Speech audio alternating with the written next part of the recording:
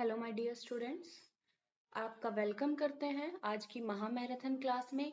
Next जो 1800 question series है उसके सेकंड लेक्चर में सारे क्वेश्चन जो लास्ट ईयर में आ चुके हैं वो PYQs हैं। क्लास को पूरा देखो और एग्जाम पास आ चुके हैं, पढ़ना स्टार्ट कर दो। मैं आपसे बार बार कह रही हूँ, पढ़ लो पढ़ लो पढ़ लो, ठीक है? आपके भले के लिए ये। और एक और अनाउंसमेंट मैं आपको पहले करना चाहती हूँ कि अगर किसी बच्चे को कुछ समझ नहीं आता है या किसी टॉपिक पे अर्जेंट वो चाहता है कि मैं वीडियो बनाऊं, तो आप कमेंट में मेंशन कर दिया करो वो टॉपिक, ठीक है? ताकि मैं उस पे वीडियो बना सकूं, ताकि आपको एग्जाम में प्रॉब्लम ना हो उस चीज पे, ठीक है? तो अभी हम क्लास को स्टार्ट करते हैं। फर्स्ट वाली जो पार्ट है आपने जाके देख लिया होगा, मैं इस उम्मीद से नेक्स्ट पार्ट स्टार्ट कर रही हूँ, ठीक है? और ये आपके लिए ही हेल्पफुल है क्योंकि वही क्वेश्चन रिपीट होते हैं, ठीक है, लास्ट ईयर से। अभी हम क्लास को स्टार्ट करते हैं। तो सबसे पहले मैंने यहाँ पे 101 इसलिए मेंशन किया है कि जो पहले वाले 100 क्वेश्चन है उनका लिंक मैं कमेंट में दे दूंगी, जिन्होंने नहीं देखा है। और जिन्होंने देख लिया बहुत अच्छी बात है, अभी आगे कंटिन्यू करें, ठीक है? और क्लास बहुत दिन बाद हो रही है, सॉरी फॉर दैट, बट अभी मैं रेगुलर करना चाहूंगी, ठीक है? तो सबसे पहला क्वेश्चन है, लिस्ट 1 एंड लिस्ट 2 दी हुई है, मैच द कॉलम का है। मैच द कॉलम का क्वेश्चन आजकल हमारे पेपर में उनका वेटेज 5 से 6 क्वेश्चन रहते हैं जो मैच द कॉलम के होते हैं, ठीक है? तो इन चीजों को सीरियसली लेके चलो। मैच द कॉलम आसान भी आते हैं क्योंकि अगर एक भी आपको पता होता है तो उस हिसाब से हम कर सकते हैं उसे, ठीक है? तो सबसे पहले हम करते हैं कि इसमें कुछ बुक दी हुई है, ईयर दी हुआ है, हमें मैच करना है कि कौन सी बुक कौन सी ईयर में लिखी गई थी। क्वेश्चन टिपिकल है क्योंकि ईयर हम याद नहीं कर सकते, बट कुछ फेमस बुक है, जैसे कि रॉबर्ट डहल की बुक है जो डेमोक्रेसी एंड इट्स क्रिटिक्स, ये 1989 की बुक है। तो शायद आपका सॉल्व हो जाएगा, नहीं होगा ओके, इसमें बी एंड डी में कंफ्यूजन है। देन 50-50 हम कर सकते हैं इससे। Then democracy the god that failed, ये बुक है, ये हैंस हरमन होप ने लिखी हुई है 2001 में। वैसे इतनी फेमस बुक नहीं है बट कोई बात नहीं। ऑन डेमोक्रेसी ये फेमस बुक है, ये 1998 में लिखी गई थी। और किसने लिखी थी? रॉबर्ट डहल की ही बुक है ये, ठीक है? सी का आप फर्स्ट, तो सी का 1 इससे सॉल्व हो जाएगा। अगर ऑन डेमोक्रेसी आपको पता है ना इसमें, तो वहां से सॉल्व हो रहा है आपका आंसर, ठीक है?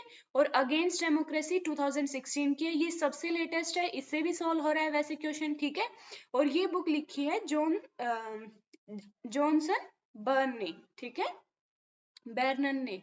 देन ये नेगेटिव, ओके, सेकंड क्वेश्चन है नेगेटिव और क्लासिकल लिबरलिज्म, जो कि सबसे पुराना लिबरलिज्म की जो सबसे पुरानी स्ट्रीम थी, जो कि नेगेटिव और क्लासिकल लिबरलिज्म थी, जो कि स्टेट के अगेंस्ट में मिनिमल स्टेट की बात करती है कि स्टेट का रोल बहुत कम, स्टेट का रोल एक वाच डॉग की तरह होना चाहिए, एक कोतवाल की तरह होना चाहिए, ठीक है? तो क्लासिकल लिबरलिज्म की बात हो रही है, यहाँ पे पूछ रहा है कि जो नेगेटिव और क्लासिकल लिबरलिज्म है वो किस किस में बिलीव करता है, ठीक है? तो यहाँ पे फर्स्ट लेजिस फेयर में करता है, ऑब्वियस है। देन मिनिमल स्टेट, कम से कम राज्य का रोल हो, बिल्कुल सही है। वेलफेयर स्टेट, ये आपको पहले ही आप मतलब हटा सकते हो क्योंकि वेलफेयर स्टेट पॉजिटिव लिबरलिज्म या फिर जो मॉडर्न लिबरलिज्म है उसमें वेलफेयर स्टेट की बात की गई है, ठीक है, जिसके अंदर लास्ट की आते हैं वो सब। देन नैन्सी स्टेट, बिल्कुल स्टेट का रोल मिनिमम हो, नैन्सी स्टेट मतलब स्टेट कम रोल में हो, ठीक है, मतलब ना के बराबर हो, ठीक है? तो ए बी एंड डी हमारा करेक्ट है, इसमें कोड अगले पेज पे दिए हुए हैं मैंने, मतलब अगली स्लाइड में। ओके, सी हमारा करेक्ट है। यहाँ पे मैं आपको इसलिए एक साथ एक स्लाइड में क्वेश्चन नहीं दे पाती क्योंकि 100 क्वेश्चन में स्लाइड बहुत ज्यादा हो जाती है और बच्चे सॉरी, जो चैनल है वो ऐसे करते हैं कि ऑनलाइन लाइव क्लासेस में सॉल्व कराते हैं, और जो ज्यादा से ज्यादा वो 25 क्वेश्चन, और ज्यादा ही मानोगे तो 50 क्वेश्चन, ठीक है? 100 क्वेश्चन के लिए वो पूरा का पूरा दिन निकाल देते हैं। इसलिए मैंने यहाँ पे स्लाइड में कॉम्प्रेस करके क्वेश्चन डाले हुए हैं ताकि आप ज्यादा से ज्यादा क्वेश्चन मतलब सॉल्व कर सके, ठीक है? और हमारे पास टाइम कम है, इसलिए ज्यादा क्वेश्चन सॉल्व करना हमारी भलाई में है। यहाँ पे आगे चलते हैं। साइंटिफिक सोशलिज्म, यहाँ पे मैच है फिर से। तो सोशलिज्म के कुछ वेरिएंट दिए हुए हैं, इस साइड में स्कॉलर्स दिए हुए हैं कि किस स्कॉलर ने कौन से टाइप के सोशलिज्म की बात की है, ठीक है? तो साइंटिफिक सोशलिज्म की बात कार्ल मार्क्स करते हैं। देन यूटोपियन सोशलिज्म है वो रॉबर्ट ओवन करते हैं। आपने सोशलिज्म पढ़ा होगा, जो समाजवाद है, मैं ये मान के चल रही हूँ, ठीक है? अगर नहीं पढ़ा है तो बता देना, मैंने इस पे वीडियो भी बनाई है सोशलिज्म पे, आप वहां जाके देख सकते हो। यूटोपियन सोशलिज्म की रॉबर्ट ओवन बात करते हैं, एंड फैबियन सोशलिज्म की सिडनी वेब बात करते हैं, ये मैंने लास्ट वीडियो में बताया था। एंड गुल सोशलिज्म एजी पेंट्री बात करते हैं। यहाँ पे हमारा ऑप्शन आप देख लेना कौन सा बन जाएगा, शायद ए ऑप्शन बन रहा है, ठीक है। देन दो स्टेटमेंट दी हुई है, असर्शन और रीजन वाला क्वेश्चन है। इसमें ये होता है कि दो स्टेटमेंट होती है, पहली असर्शन होती है, मतलब कि कोई भी स्टेटमेंट एक स्टेट कर दी जाती है कि हाँ भाई ये स्टेटमेंट दी है। देन दूसरी जो स्टेटमेंट होती है वो रीजन के रूप में आर में दी हुई होती है। तो हमें ये बताना होता है कि जो रीजन है वो असर्शन का रीजन दे रहा है कि नहीं, या दोनों ट्रू है फॉल्स है, कौन सी ट्रू है कौन सी फॉल्स है, ठीक है। और असर्शन रीजनिंग में एक बेनिफिट ये है कि अगर हमने एक स्टेटमेंट फॉल्स कर ली ना तो दूसरी ऑटोमेटिकली ट्रू होगी, ठीक है। और अगर दोनों ही ट्रू हैं तो हमें सिर्फ रीजन देखना पड़ता है। यहाँ पे है मार्क्सिज्म फ्रीडम इज एब्सोल्यूट, बिल्कुल ट्रू है। मार्क्स ने जिस फ्रीडम की बात की है वो एब्सोल्यूट है, ठीक है। और उन्होंने क्या कहा है, according two marks the full development of human mastery over the nature and the humanities over nature. यहाँ पे कहते हैं कि जो ह्यूमन बीइंग की फुल डेवलपमेंट है वो किस चीज में है, ह्यूमन की खुद के ऊपर मास्टर करने में और नेचर के ऊपर मास्टर करने में, ठीक है। ह्यूमनिटी का जो नेचर है उस पे मास्टरी, और साथ में जो नेचर है एनवायरमेंट है उसके ऊपर मास्टरी करना ही फुल डेवलपमेंट है। और इसलिए मार्क्स की जो फ्रीडम है वो एब्सोल्यूट है, ठीक है। तो वो रीजन भी दे रही है, तो हमारा करेक्ट आंसर ए वाला बन जाएगा कि वो उसे एक्सप्लेन भी कर रही है, करेक्ट एक्सप्लेनेशन दे रही है, ठीक है।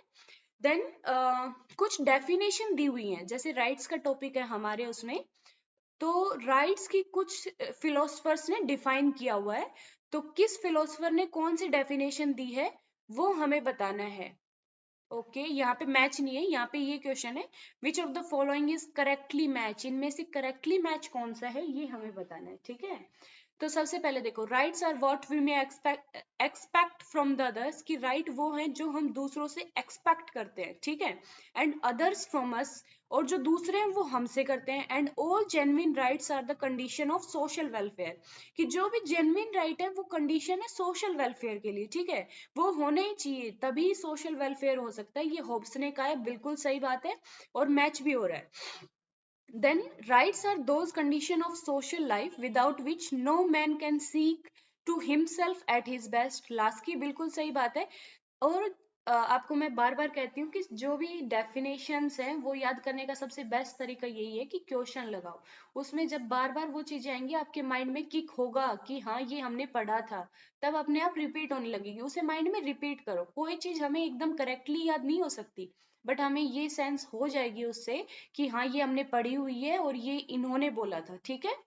तो ये लास्ट की का बिल्कुल सही है कि राइट वो कंडीशन होती है सोशल लाइफ की जिसके बिना एक आदमी अपने आप को फुली रियलाइज नहीं कर सकता, ठीक है। एक इंसान खुद को अपने बेस्ट नहीं दे सकता, इसलिए राइट जरूरी है। देन थर्ड है, right is the claim recognise by society and enforce by the state. ये तो गलत बात है, ये बेंथम ने नहीं कहा था। जो ये स्टेटमेंट है ये बर्नार्ड, मैं लिख देती हूँ आपको, बर्नार्ड बैंक्वेट, सॉरी बोसेनक्वेट, ये इनकी स्टेटमेंट है, ठीक है। And then right as a reasonable to the freedom in the exercise of activity, ये विल्डे की है, बिल्कुल सही बात है। तो हमारा A B and D correct है, okay. Then who among the following uses the term power and knowledge, power slash knowledge की जो टर्म है वो किसने यूज किया ये हमें बताना है, ये मिशेल फोकोट ने की है, ठीक है। और पावर को उन्होंने जो मतलब मिशेल फोकोट की जो पावर है वो ऐसे नहीं है, मतलब मिशेल फोकेट का कहना है कि पावर ऐसा नहीं है कि कंसंट्रेटेड है, एक बंदे के पास है, एक ग्रुप के पास है। पावर डाइवर्सिफाइड है, हर किसी के पास पावर है, ठीक है, हर किसी का शेयर है उसके अंदर। मिशेल फोकेट का ये कहना था। उन्होंने कहा कि पावर एक एक सिंगल हैंड में कहना या कंसंट्रेटेड होना, सेंट्रलाइज होना, दिस इज नॉट ट्रू, ठीक है। पावर हर किसी के पास है, थोड़ी बहुत पावर। आज के टाइम में ये कहना कि एक इंसान, एक कॉमन मैन के पास पावर नहीं है, ये गलत बात है, ठीक है। मिशेल फोकोट का ये कहना था। और इनका एक जो फेमस सेंटेंस है वो है कि power is everywhere diffuse and embodied, कि पावर हर जगह है और वो डिफ्यूज्ड है, ठीक है। ये नहीं है कि एक जगह कंसंट्रेटेड है, डिफ्यूज है वो चारों तरफ। देन उसके बाद इम्बॉडीड है, वो हर किसी के अंदर मतलब छुपी हुई है, ऐसा नहीं है कि आपको दिख जाएगी कि इस बंदे के पास पावर है। देन उसके बाद पावर डिस्कोर्स के अंदर इम्बॉडीड है, उनका ये कहना था, ठीक है, कि डिस्कोर्स के अंदर पावर है, डिस्कोर्स करने से पावर का जन्म होता है, ठीक है। Sorry, embodied in discourse knowledge and regime of truth, ठीक है। ये उनकी कंप्लीट स्टेटमेंट ऐसे है, power is everywhere diffuse and embodied in the discourse knowledge and regime of the truth, ठीक है। उनका ये कहना था, उनकी पावर सेंट्रलाइज नहीं है, ये याद रखना। एंड ये ओके आप समझ गए। एक और फेमस स्टेटमेंट है, ऐसे है कि power is created by agreed norm of knowledge, scientific understanding and the truth. ये भी उनकी स्टेटमेंट पूछ लेते हैं कि किन्होंने कही थी। देन आप समझ जाओगे, वैसे ये स्टेटमेंट आएगी, मैंने आपको बता दिया, उनकी पावर सेंट्रलाइज नहीं है, डिफ्यूज्ड है, ठीक है। उन्होंने ये कहा है कि पावर हर किसी के पास है, वो इम्बडीड है। पावर जो नॉलेज है वो डिस्कोर्स से पैदा होती है, ठीक है, नॉलेज भी पावर है, उनका ये कहना था। Then which one of the following is not correctly match, इनमें से करेक्टली मैच नहीं है वो हमें बताना है। जब नहीं कहा जाए तो ध्यान से क्वेश्चन पढ़ा करो, ठीक है। नहीं के चक्कर में हमें ये बताना चाहिए बाकी तीन कौन से सही है, ठीक है। और नॉर्मली इन क्वेश्चंस में क्या होता है, जो आसान जो फेमस रहता है वो ही, जो पेपर सेटर होते हैं वो ही गलत करते हैं, वही ऑप्शन, ठीक है। तो पोस्ट मॉडर्निज्म और the logical sorry cultural logic of the late capitalism Jameson की है, बिल्कुल ट्रू बात है। Then the history of the sexuality Foucault की है, ये भी बिल्कुल ट्रू है। The post modern condition Derrida नहीं है, ये लियोटार्ड की है, जो जीन फ्रांसिस्को लियोटार्ड है, ये उनकी बुक है, ठीक है। उन्होंने द पोस्ट मॉडर्न, ये बल्कि आप ये लगा लो कि जो पोस्ट मॉडर्निज्म स्टार्ट हुआ था तो इन्होंने इस टर्म को इसी मतलब सबसे पहले इन्होंने लिखा था पोस्ट मॉडर्निज्म में, ठीक है। तो वहां से स्ट्रीम स्टार्ट होती है पोस्ट मॉडर्निज्म की। और ये बुक है लियोटार्ड की और बहुत ही फेमस बुक है, इन्होंने जिस पे लिखा है। देन डिफरेंस एंड रिपीटेशन, ये डेल्यूज की है और ये भी फेमस बुक है, याद रखना। यहाँ पे जितनी भी बुक है ना, पोस्ट मॉडर्निज्म पे क्वेश्चन हमारे पेपर में आना है। पोस्ट मॉडर्निज्म को ध्यान से पढ़ लो क्योंकि वो करंट जो स्ट्रीम्स हैं थॉट की, या फिर क्या बोले हम, थॉट ही लगा लो, ठीक है। पोस्ट मॉडर्निज्म एक थॉट लगा लो, ठीक है। तो उसकी जो करंट स्ट्रीम्स है जैसे critical theory, constructivism, post modernism जिसमें सबसे फेमस है, ठीक है, उस पर क्वेश्चन आएगा हमारा। Then the consider the following statement, ये भी पोस्ट मॉडर्निज्म पे ही है। The term post modern first entered the philosophical lexicon with the publication of the post modern condition by the Lyotard. यहाँ पे देखो आ भी गया जो पिछले क्वेश्चन में था, कि जो पोस्ट मॉडर्न जो टर्म है वो फर्स्ट एंटर हुई फिलोसफिकल जो लेक्सिन है उसके अंदर, किसकी पब्लिकेशन से, द पोस्ट मॉडर्न कंडीशन जो लियोटार्ड ने लिखी थी, ये बिल्कुल सही बात है, ठीक है। Then the post modern tend to see all the knowledge as textual, ये भी सही बात है। पोस्ट मॉडर्न कभी ऑब्जेक्टिव नॉलेज को नहीं मानता है, वो टेक्सचुअल कहता है, सब्जेक्टिव नॉलेज की बात करता है, ठीक है। देन दो स्टेटमेंट हमारी सही होगी। सी स्टेटमेंट है यहाँ पे, post modernism apply determinism judgement, ऐसा तो नहीं है। पोस्ट मॉडर्निज्म कभी डिटरमाइनिंग जजमेंट नहीं देता है, ठीक है, कि यही फिक्स है, यही दृढ़ है, इसे हम चेंज नहीं कर सकते। पोस्ट मॉडर्न ये नहीं कहता, वो कहता है कि मेटा नैरेटिव के काफी नैरेटिव्स हैं, ठीक है, हम एक मेटा नैरेटिव नहीं कर सकते किसी चीज का। तो पोस्ट मॉडर्न एक डिटरमाइनिंग जजमेंट नहीं देता, ये स्टेटमेंट गलत हो गई। And Michel Foucault is post modern philosopher, आसान है, आपको पता होगा, बहुत फेमस फिलोसफर है। ए बी एंड डी सही है, तो ये ऑप्शन हमारा बी है। देन असर्शन एंड रीजन का फिर से क्वेश्चन है। ओके, यहाँ पे है, in the Confucius principle the system of yin a passive and the yang was conceived as a way of explaining the universe, सही बात है। जो चाइनीज जो सिस्टम है ना, उसके अंदर यूनिवर्स कैसे पैदा हुआ, मतलब यूनिवर्स कैसे बना, उस पे लाइफ कैसे आई, जैसे हर एक रिलीजन के अंदर होता है, हमारे में भी है, मनु के वो सब स्टोरी, ठीक है। तो जो कॉन्फ्यूशियस का प्रिंसिपल है वो कहता है कि दो सिस्टम थे, यिंग एंड यांग का, ठीक है। और जो यिंग, जिसे यिन भी कह देते हैं, ये फीमेल वर्जन है, और यांग जो है वो मेल वर्जन है, ठीक है। और इनके मतलब ये दोनों एनर्जी जब मिक्स हुई थी तब यूनिवर्स बना था, इनका ये कहना था, ठीक है। और यिंग को एक नेगेटिव एनर्जी माना है और यांग को एक पॉजिटिव एनर्जी कहा है, ठीक है। तो पहली स्टेटमेंट बिल्कुल सही है कि जो कॉन्फ्यूशियस प्रिंसिपल है वो एक्सप्लेन करता है यिंग एंड यांग के उससे, ठीक है, यूनिवर्स कैसे बना था। Then the yin and yang are the only positive principle of universal force, ये गलत बात है।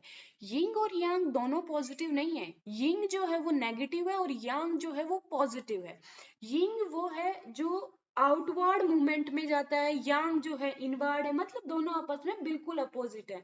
यिन है कॉन्ट्रैक्टिंग है, यांग है वो एक्सपेंडिंग है, ठीक है। दोनों आपस में अपोजिट फोर्स हैं, यिंग नेगेटिव देन यांग पॉजिटिव, तो ये दोनों पॉजिटिव प्रिंसिपल नहीं है, ठीक है। तो आर स्टेटमेंट गलत है, ए हमारा ट्रू है, तो डी हमारा करेक्ट आंसर है, ठीक है, समझ गए। Then given below are two statement, ये स्टेटमेंट वाला क्वेश्चन है, देख लेते हैं। इसमें कहा है Machiavelli argued that the republic is the best way of reconciling tension between the partition and the people, बिल्कुल ट्रू है। मैकियावेली रिपब्लिक का जो सिस्टम रहता है उसे सपोर्ट करते हैं, उसे बेस्ट सिस्टम बताते हैं, ठीक है। ऐसा नहीं है कि प्रिंस तो उन्होंने लिखी है तो वो मोनार्की का सपोर्ट करते हैं, ऐसा बिल्कुल गलत बात है। उन्होंने रिपब्लिक को बेस्ट सिस्टम बताया है, ये माइंड में रखना। और उन्होंने कहा है कि वो एक ऐसा सिस्टम है जिसके अंदर जो पार्टीशन, जो पार्टी मेंबर है और जो पीपल है उनको रिकंसिल कर सकते हैं, वो आपस में एक जुड़ाव कर सकते हैं, आपस में जो उनकी टेंशन है उन्हें दूर कर सकते हैं, ठीक है। वो एक ऐसा सिस्टम है। Then Machiavelli saw military and political participation as important means of ensuring human fulfillment। एक सेकेंड, ये भी बिल्कुल सही है। मैकियावेली जो है वो ये कहते हैं कि मिलिट्री और पॉलिटिकल पार्टिसिपेशन है वो एक नेसेसरी है, इम्पोर्टेंट है ह्यूमन फुलफिलमेंट को, जो ह्यूमन के अंदर जो मतलब उसकी इच्छा जो है फुलफिलमेंट के लिए, उसे मतलब उसे सिक्योरिटी हो उस चीज के लिए, ठीक है। तो उसके लिए मिलिट्री और पॉलिटिकल पार्टिसिपेशन इंपॉर्टेंट है, दोनों सही बात है और दोनों करेक्ट है, ए हमारा करेक्ट आंसर है। देन यहाँ पे कुछ स्टेटमेंट दी हुई है मैकियावेली के ऊपर, और यहाँ पे फिलोसफर्स हैं, तो किस फिलोसफर ने क्या कहा है मैकियावेली के बारे में वो है यहाँ पे, ठीक है। तो द मर्डरियस मैकियावेली बहुत फेमस है, ये शेक्सपियर की स्टेटमेंट है, ठीक है। इससे सोल्व हो रहा है कि नहीं, नहीं हो रहा, ओके 50-50 हो रहा है हमारा।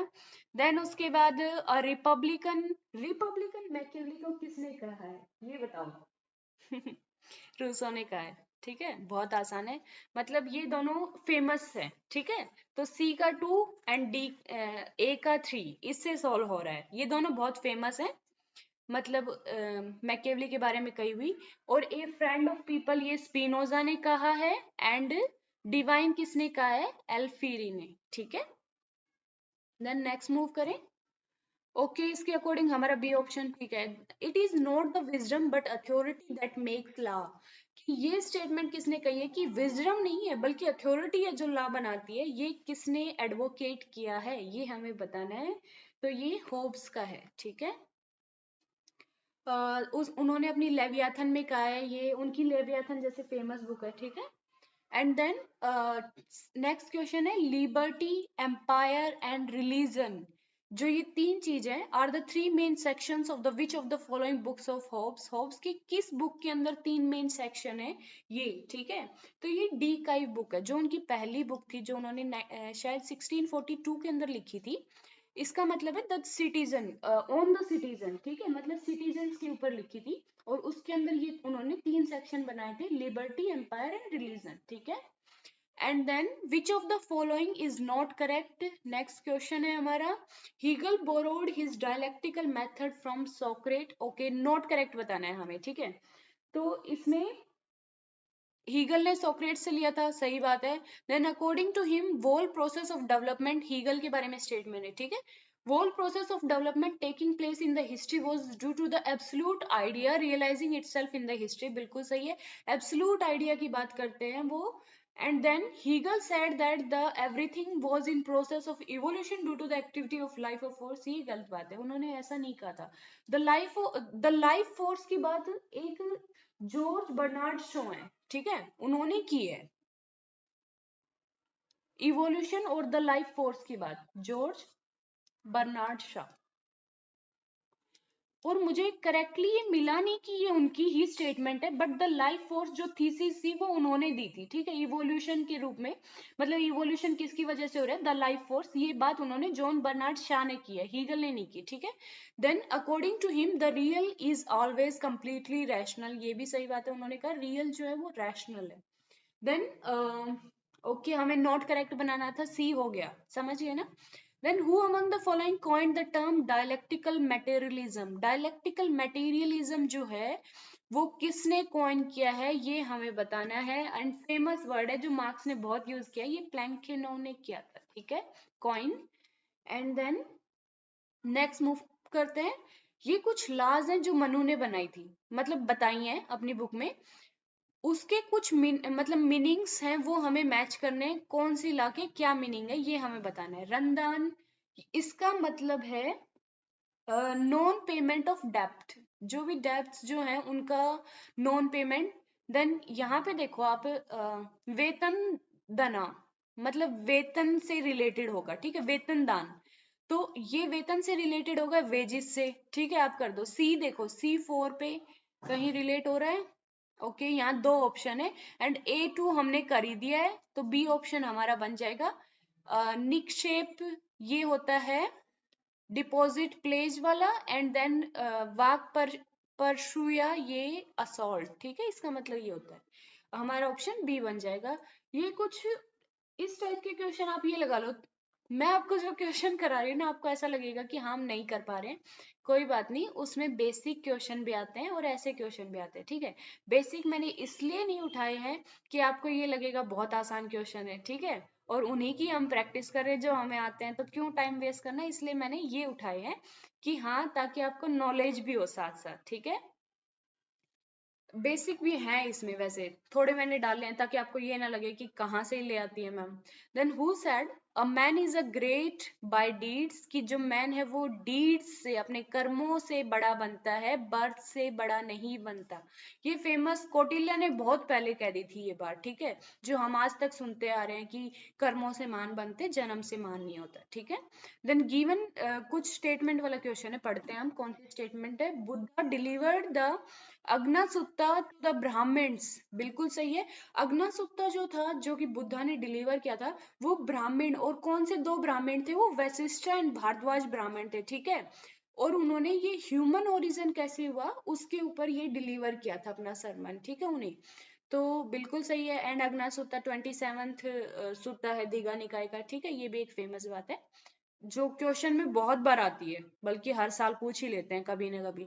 According to Aggannasutta the universe has no traceable beginning just like for life, बिल्कुल सही है, ये भी दोनों स्टेटमेंट सही है, तो ए हमारा करेक्ट आंसर है. एंड देन नेक्स्ट मूव करते हैं. विच of the following is true about Ziauddin बरानी, बरानी के बारे में कौन सी ट्रू है ये हमें बताना है. यहाँ पे देखो एक वो भी होता है कि जो बड़ी स्टेटमेंट होती है लगभग वो ठीक ही दी होती है, ठीक है, तो यहाँ पे सारी स्टेटमेंट आप पढ़ लो, ठीक है. Barani divided the shariat and zawabit laws into the two type, सही बात है. बरानी ने दो टाइप में लॉ डिवाइड की थी, दैट इज सरियात एंड जामविद, ज्वाबिट, ठीक है. मैं प्रोनाउंसिएशन गलत कर रही हूँ तो कोई बात नहीं, मतलब समझ जाना, मुझे इतना पता नहीं है इनका, वैसे बस पढ़ाई है हमने, ठीक है. The shariat means the teaching and practices of the prophet, जो शरियात जो कानून है वो जो प्रॉफिट थे उनकी टीचिंग्स है, ठीक है, उनकी जो प्रैक्टिसेस है उसके बारे में. एंड द होली खलीफाज, और जो खलीफ जो हुए हैं उनके बारे में शरियात, ठीक है. Then in the change circumstances the zawabit were the state laws, जो जैमवियत है वो स्टेट लॉज है जो कि जो किंग है उसे कंसल्टेट करती हैं, ठीक है, उसके बारे में कि किंग जो है वो कंसल्टेट करता है एरिस्टोक्रेसी के साथ to satisfy new requirement that shariat was unable to meet, जो शरियत के अंदर नहीं दे रखा उस चीज को अपने एरिस्टोक्रेसी के साथ किंग कंसल्ट करता है, जो भी वहां पे उनके कोर्ट में जो भी गिने चुने जो अच्छे लोग होते हैं ना, जो मंत्री टाइप, उनसे डिस्कस करते हैं और वो जवाबित लाज बनती हैं। ठीक है, जवाबित, इसका प्रोनाउंसिएशन मुझे सच में नहीं पता, मैंने इतना सुना नहीं है ये, आप करेक्ट कर देना अगर, ठीक है, कमेंट में। Then at the same time ही cautioned that when formulating the rules, lawmaker must take into account the tradition of the past and contemporary socio-economic condition। बिल्कुल सही है, उन्होंने कहा है कि जो रूलर है और जो लॉ मेकर है उसे कंडीशंस को ध्यान में रख के एक लॉ बनानी चाहिए। ठीक है, ऐसा नहीं है कि कंडीशन कुछ और है लॉ कुछ और बन रही है, ठीक है, नहीं तो विद्रोह हो जाता है। तो सारी स्टेटमेंट सही है। देन 20 नंबर है, for whom the British colonial authority use the term father of Indian unrest. Father of Indian unrest किसको कहा गया? बीजी तिलक को। बिल्कुल आसान क्वेश्चन है, ये आपको पता होगा। ठीक है, इसमें एक वो भी स्टेटमेंट आती है कि स्वराज मेरा जन्मसिद्ध अधिकार है, इसे मैं लेकर आऊंगा। ठीक है, Swaraj is my birth right, I shall have it. ये बीजी तिलक की स्टेटमेंट है। Then who will be the near sorry you will be the nearer to heaven through football. आप फुटबॉल के थ्रू हेवन के पास हो सकते हैं then through the study of Gita, बजाय गीता की स्टडी के। ठीक है, तो ये स्टेटमेंट किसने कही है? ये स्वामी दयानंद सॉरी विवेकानंद जी की है ये स्टेटमेंट। विवेकानंद जी की स्टेटमेंट है ये। ठीक है, then for which of the following work Rabindranath Tagore was awarded the Nobel prize in 1913। आसान क्वेश्चन बिल्कुल आना चाहिए आपको, गीतांजलि। ठीक है, 1913 के अंदर उन्हें नोबेल प्राइज मिला था इसके लिए। Then which of the following is not written by Aurobindo. जो श्री अरविंदो थे उन्होंने कौन सी नहीं लिखी, ये हमें बताना है। सिंथेसिस ऑफ योगा लिखी थी, लाइफ डिवाइन लिखी थी, सावित्री भी उनके द्वारा लिखी गई है। गीता रहस्य ये उनके द्वारा नहीं लिखी गई है। जो गीता रहस्य है वो जो बीजी तिलक है, बाल गंगाधर तिलक है, उन्होंने लिखी थी 1915 के अंदर। ठीक है, ये याद रखना। और उसके अंदर उन्होंने कर्म योग की स्टडी के बारे में मतलब लिखा था। ठीक है, गीता रहस्य में। Then which one of the following journal, pamphlet और article is not published by Ram Manohar Lohia. जो राम मनोहर लोहिया हैं, उन्होंने इनमें से कौन सा जर्नल या पैम्फलेट या आर्टिकल नहीं लिखा है? ठीक है, डू एंड डाई बिल्कुल लिखा है। आई एम फ्री ये भी उन्हीं का ही है। देन प्रिपेयर फॉर रिवॉल्यूशन ये भी उनका है। इंडियन मिरर उनका नहीं है। ठीक है, इंडियन मिरर एक न्यूज़पेपर है जो कि जो मनमोहन घोष थे एंड देवेंद्र नाथ टैगोर थे, उनके द्वारा चलाया गया था ये। ठीक है, ये याद रखना। ओके, कहाँ पहुंच गए? 25 पे। Then who among the following believe that democracy was not gift of the waste.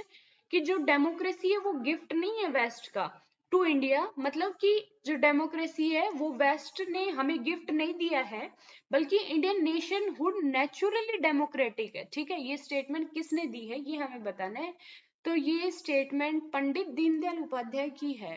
हाँ बिल्कुल सही है, पंडित दीनदयाल उपाध्याय ने ये स्टेटमेंट दी थी। एंड देन नेक्स्ट उन्होंने इंटीग्रल ह्यूमनिज्म की फिलोसफी भी, अंत्योदय की भी फिलोसफी दी है। ठीक है, ये साथ में रिलेट करके चला करो। Then who authored primitive culture. Primitive culture जो बुक है वो किसने ऑथर की है ये हमें बताना है। ये एडवर्ड बी टेलर की बुक है और फेमस बुक है। ठीक है, ये भी याद रखना। और एडवर्ड बी टेलर इसी से जो इस बुक से ओरिजिनेट हुआ था वो है कल्चरल एंथ्रोपोलॉजी। ठीक है, जिसके अंदर स्टडी होती है कि ह्यूमन ओरिजिन की। ठीक है, then next Which of the following is not part of the Treaty of Vienna? Vienna की ट्रीटी हुई थी 1864 में, उसका कौन पार्ट नहीं था? ये फ्रांस था। ठीक है, यहाँ पे वैसे छोड़ दो, ये बोगस क्वेश्चन है। इतना मतलब कोई भी ट्रीटी ऐसे पीछे से उठा के नहीं पूछते, छोड़ दो। वैसे इसमें फ्रांस, डेनमार्क और पर्शिया, ऑस्ट्रिया इनके बीच में हुई थी। Then, which one of the following is not correct regarding the nationalism in Southeast? Southeast जो एशिया है उसके अंदर जो नेशनलिज्म था उसके बारे में कौन सी करेक्ट नहीं है? इंडिपेंडेंस के बारे में नॉर्मली। ठीक है, यहाँ पे the US granted, not correct है, यहाँ पे देख लेना। The US granted the Philippines independence in 1946। सही बात है। ठीक है, यहाँ पे देखो आप कंफ्यूज मत हो ना, फिलीपींस के ऊपर स्पेन का राज था, मतलब स्पेन की कॉलोनी थी फिलीपींस। ठीक है, बट यूएस ने, स्पेन और यूएस के बीच में जब वॉर हुआ था, टसल हुई थी, तो स्पेन वहां से विड्रॉ कर चुका था। बट यूएस ने वहां के आर्ची पीलो नाम से कुछ आइलैंड है वहां का, आर्च पेलो ऐसा कुछ है, मैं यहाँ पे स्पेलिंग लिख देती हूँ, पेलगो, ओके, ये था आर्ची पेलगो, इस नाम का आइलैंड था। यूएस ने मतलब उसके ऊपर सॉवरेनिटी ले ली थी, बट ये आइलैंड था फिलीपींस का, ठीक है। तो जो यूएस ने वहां से फिर 1946 के अंदर विड्रू किया था, इसलिए यहाँ पे स्टेटमेंट लिखी हुई है कि US granted the Philippines independence in 1946। ये बिल्कुल सही स्टेटमेंट है, ठीक है, कंफ्यूज मत होना और मतलब गलत मत करना। देन द ब्रिटिश एक्सेप्टेड बर्माज, जो कि करंट में म्यांमार है, इंडिपेंडेंस इन 1946। ये गलत बात है, 1947 नहीं आएगा यहाँ पे, 1948 आएगा। बर्मा 1948 के अंदर इंडिपेंडेंट हुआ था। देन हमें एक नोट करेक्टली बताना था जो हम मिल चुकी है। Then Dutch accepted the Indonesian independence in 1949, ये सही है। ओके, नोट करेक्ट आपको मिल चुका है। Then who among the following is concerned with the term efficient allocation of resources? ये टर्म किसकी है? ये पैरेटो की टर्म है, ठीक है। यहाँ पे पैरेटो इलाइट थियरी से एसोसिएटेड है वैसे, ठीक है, बट उन्होंने जो पॉलिटिकल इकोनॉमी है उसके बारे में भी मतलब लिखा है, तो वहां पे उन्होंने एफिशिएंट एलोकेशन ऑफ रिसोर्सेज, जिसे पैरेटो एफिशिएंसी भी कहते हैं, ठीक है, इकोनॉमिक्स के अंदर। जो इकोनॉमिक्स के स्टूडेंट है वो ज्यादा समझ पाएंगे पैरेटो एफिशिएंसी क्या होती है, मैं यहाँ पे समझा नहीं पाऊंगी वो आपको, ठीक है। देन दो स्टेटमेंट वाला क्वेश्चन है, bureaucratic authoritarian regime is a type of semi democratic regime. ये गलत बात है, bureaucratic authoritarian regime semi democratic नहीं होती है, ठीक है, स्टेटमेंट वन गलत हो गई हमारी। Then in bureaucratic authoritarian regime public policy centrally concern with promoting advance industrialisation, बिल्कुल सही है। जो ब्यूरोक्रेटिक अथॉरिटेरियन रिजीम्स होती हैं, समझ रहे हो ना इसका मतलब, ब्यूरोक्रेटिक अथॉरिटेरियन होता है मतलब जहां पे ब्यूरोक्रेसी बहुत स्ट्रांग है और अथॉरिटेरियन की तरह काम करती है, ठीक है, मतलब अथॉरिटेरियन सब कहीं अथॉरिटी काम कर रही है, लोगों का कोई मायने ही नहीं है, ठीक है, उस टाइप की। वो नॉर्मली इंडस्ट्रियलाइजेशन को प्रमोट करती है, सही बात है ये, ठीक है। तो सेकंड स्टेटमेंट हमारी सही है और पहली इनकरेक्ट है, तो सी ऑप्शन हमारा करेक्ट है। Then who among the following helped to lay the foundation of fascist ideology in Germany, stressing the defensive and unifying advantage of dictatorship? इनमें से कौन है जो फासिस्ट आइडियोलॉजी की फाउंडेशन रखते हैं जर्मनी के अंदर, ठीक है। आज देख लो यहाँ पे हिटलर के, जो हिटलर को प्रमोट करा था उसका पता लग जाएगा, दैट इज कार्ल स्किमिच, ठीक है। इन्होंने जो डिक्टेटरशिप के बेनिफिट बताए थे, ठीक है, और ये नाजी पार्टी के एक लीडर भी थे, और इनके कहने पे ही हिटलर ने वहां पे डिक्टेटरशिप की, इतने मास करेस किए, ठीक है, होलोकास्ट किया, इतने लोग मार दिए, ठीक है। तो कार्ल स्किमिच इसका करेक्ट आंसर है। एंड देन इन्होंने मतलब डिक्टेटरशिप को प्रमोट किया, ये याद रखना है हमें, ठीक है, हमें फालतू बातें याद नहीं रखनी। Then who authored introduction to the study of the law of constitution? इनमें से किन्होंने ऑथर किया है introduction to the law of constitution? बहुत फेमस बुक है, एवी डाइसी की बुक है, ठीक है। इसके बारे में मुझे नहीं लगता बताना होगा, जिसमें rule of law, parliamentary supremacy यहीं से निकल के आए हैं। Then which of the following is not correctly match? इनमें से करेक्टली मैच नहीं है, ये हमें बताना है। Theory of the low level equilibrium trap Nelson की है, सही है। Then theory of critical minimum effort thesis Leibenstein की है, ये भी सही है। एंड देन नेक्स्ट मूव करते हैं, थियरी ऑफ अनबैलेंस ग्रोथ, ये समीर अमीन की नहीं है। देखो मैंने यहाँ कहा था ना, जो फेमस बुक रहेगी वही मतलब हटाएंगे यहाँ से। The theory of unbalance growth है ये एओ हिर्चमैन, ये इनकी बुक है, ठीक है, ये याद रखना। Then the theory of big push R Rodan की है, सही है, ये हमें नोट करेक्टली बताना था। Then which of the following is not an intellectual building block of world system theory as explain by Wallerstein? Wallerstein जो अपनी थियरी देते हैं वर्ल्ड सिस्टम थियरी, ठीक है, उसके अंदर कौन सा इंटेलेक्चुअल बिल्डिंग ब्लॉक नहीं है? मतलब वॉलस्टीन के मन में कहाँ से मतलब जहां से वॉलस्टीन ने आइडिया उठाए थे, तो उनमें से कौन सा नहीं है जहां से प्रभावित नहीं होते वो, ठीक है। यहाँ पे नहीं का मतलब बहुत ज्यादा यूज हो रहा है, मैं आपको पहले आंसर बताती हूँ फिर समझाती हूँ। यहाँ पे एनिल स्कूल से भी वो इफेक्टेड हुए थे, ठीक है, वहां से उन्होंने हिस्टोरिकल जो मेथड है वहां से उठाया था, ठीक है। और वहां पे एक स्कॉलर थे फर्नैंड ब्रूडल, जो उन्हें बहुत प्रभावित करते हैं, जिनसे वो बहुत सारे आइडिया लेते हैं। ठीक है, मार्क्स से बिल्कुल लेते हैं, अपना जो क्लास स्ट्रगल का जो हिस्ट्री के अंदर चलता रहता है वहां से मार्क्स का आइडिया लेते हैं कि रियलिटी में जो सोशल कॉन्फ्लिक्ट की जड़ है वो क्या है। ठीक है, मटेरियल जो रिसोर्सेज है वो है। देन डिपेंडेंसी थियरी से भी वो अपना आइडिया लेते हैं, और उसके बाद वो अपनी थियरी देते हैं वर्ल्ड सिस्टम थियरी। ठीक है, जिसके अंदर क्या है, वर्ल्ड सिस्टम थ्योरी के अंदर वो कहते हैं कि कोर कंट्रीज कुछ है, वर्ल्ड को 3 हिस्सों में डिवाइड करते हैं, कुछ पेरिफेरी कंट्री है एंड देन कुछ सेमी पेरिफेरी है, बीच में सेमी पेरिफेरी है, यहाँ पे पेरिफेरी कंट्रीज हैं। पेरिफेरी कंट्रीज वो है जो बिल्कुल गरीब हैं और मतलब पुअर कंट्रीज हैं, उनके अंदर इंडस्ट्रियलाइजेशन नहीं है, एग्रीकल्चर बेस्ड है, जिनका एक्सप्लॉयटेशन होता है। ठीक है, जैसे ग्लोबल साउथ की countries. Core country advance industrialise countries हैं। ठीक है, और पेरिफेरी कंट्री जो बीच में रह जाती हैं जैसे कि डेवलपिंग कंट्रीज, और कोर में डेवलप्ड कंट्री। ठीक है, उन्होंने ये मॉडल दिया था अपना। और अब क्वेश्चन में ये पूछा था कि जो वॉल स्ट्रीट ने अपना आइडिया कहाँ से नहीं उठाया, तो इन 3 जगहों से तो उन्होंने अपना आइडिया उठाया था। फंक्शनलिज्म से उन्होंने कोई रेफरेंस नहीं दिया, कोई आइडिया नहीं उठाया। ठीक है, तो करेक्ट आंसर हमारा डी है। इसलिए जो 3 इंटेलेक्चुअल बिल्डिंग ब्लॉक थे वो थे Annales school, Marx and dependency theory, Wallerstein के। ठीक है, then who authored the power elite. जो द पावर इलाइट बुक है वो किसने लिखी है, सीव राइट मिल की फेमस बुक है। ठीक है, मैं कल बताना भूल गई थी वैसे इलाइट थ्योरी के अंदर, कल या परसों मैंने जब वीडियो डाली थी, तो ये इनकी फेमस बुक है द पावर इलाइट। ठीक है, देन नेक्स्ट 36 पे आ गए हम। ओके, जो सी डब्ल्यू मिल है उन्होंने पावर इलाइट 1956 के अंदर लिखी थी, और उन्होंने यूएस के अंदर स्टडी की थी। ठीक है, ये याद रखना। और वहां की जो मिलिट्री और कॉर्पोरेट और जो पॉलिटिकल इलाइट्स हैं उनके बारे में लिखा था, और उनका क्रिटिसिज्म किया था इस बुक के अंदर।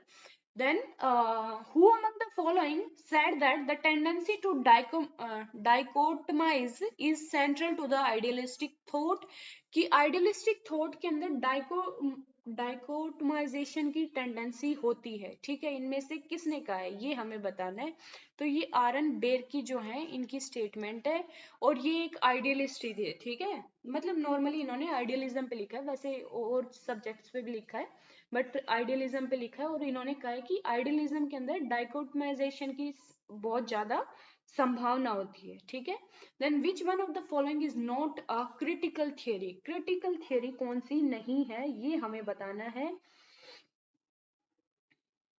ओके, नेक्स्ट मूव करते हैं। तो देखो, क्रिटिकल थियरी वो है जो भी चलता आ रहा है, ठीक है, उसको क्रिटिसाइज करे। ठीक है, उसकी कमियां बताए कि कहाँ पे कमी हो रही है, वो सब क्रिटिकल थियरी में है। सबसे पहले जो क्रिटिकल थियरी का यूज किया है वो मार्क्सिज्म ने किया है। ठीक है, क्योंकि जो कैपिटलिज्म जो सिस्टम चला आ रहा है उसके ऊपर उन्होंने अटैक किया है, उसकी कमियां बताई हैं। तो मार्क्सिज्म बिल्कुल क्रिटिकल है। देन फेमिनिज्म भी क्रिटिकल थियरी में आता है, क्योंकि जो सिस्टम चला आ रहा है वुमेन्स ने उसके खिलाफ में, वो है फेमिनिज्म। देन कंस्ट्रक्टिविज्म भी बिल्कुल, जो कि अभी मॉडर्न वेव है कंस्ट्रक्टिविज्म, जो अभी फिलहाल चल रहा है। देन रियलिज्म एक पुराना वो है जो कि ट्रेडिशनल चीजों को मानता है, ट्रेडिशनल सिक्योरिटी की बात करता है। रियलिज्म क्रिटिकल थियरी को नहीं है मानता। ठीक है, क्रिटिकल थियरी पे नहीं बेस है, और ये जो भी थियरी है वो क्रिटिकल थियरी पे बेस है। पोस्ट मॉडर्निज्म भी एक क्रिटिकल थियरी है। ठीक है, then who among the following coined the term theoretical पोस्टपोनिज्म।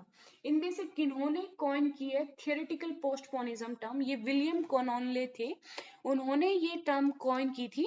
ठीक है, ओके, कहाँ पहुंच गए हम? 38 नंबर। ओके, मैं भूल जाती हूँ बताते बताते कि कहाँ पहुंच गए। इन्होंने एक ऐसे लिखा था अपना आइडेंटिटी एंड डिफरेंस, ये वैसे पोस्ट मॉडर्निस्ट है। ठीक है, आइडेंटिटी ऑब्लिक डिफरेंस, उसके अंदर इन्होंने ये टर्म दी थी।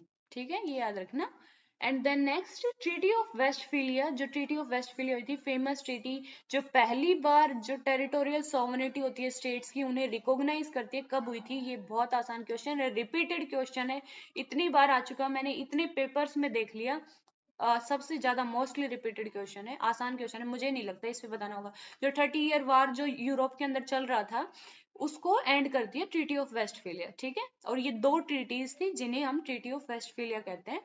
And then which one of the following is characteristic of non traditional security threat. जो नॉन ट्रेडिशनल सिक्योरिटी थ्रेट क्या होती है? Non traditional traditional security threat तो ये लगा लो आप कि कोई कंट्री दूसरी कंट्री पे आक्रमण कर दे, ओनली यही थ्रेट मानी जाती थी पहले, जो कि रियलिज्म कंसिडर करता था, ठीक है, 1940s 50s में, ठीक है, वो ट्रेडिशनल थ्रेट थी। उस टाइम पे और चीजों के लिए कोई जागरूकता नहीं थी, जैसे कि ह्यूमन राइट्स के, एनवायरमेंट के ऊपर, इन चीजों पे तो कोई बात होती ही नहीं थी, टेररिज्म पे।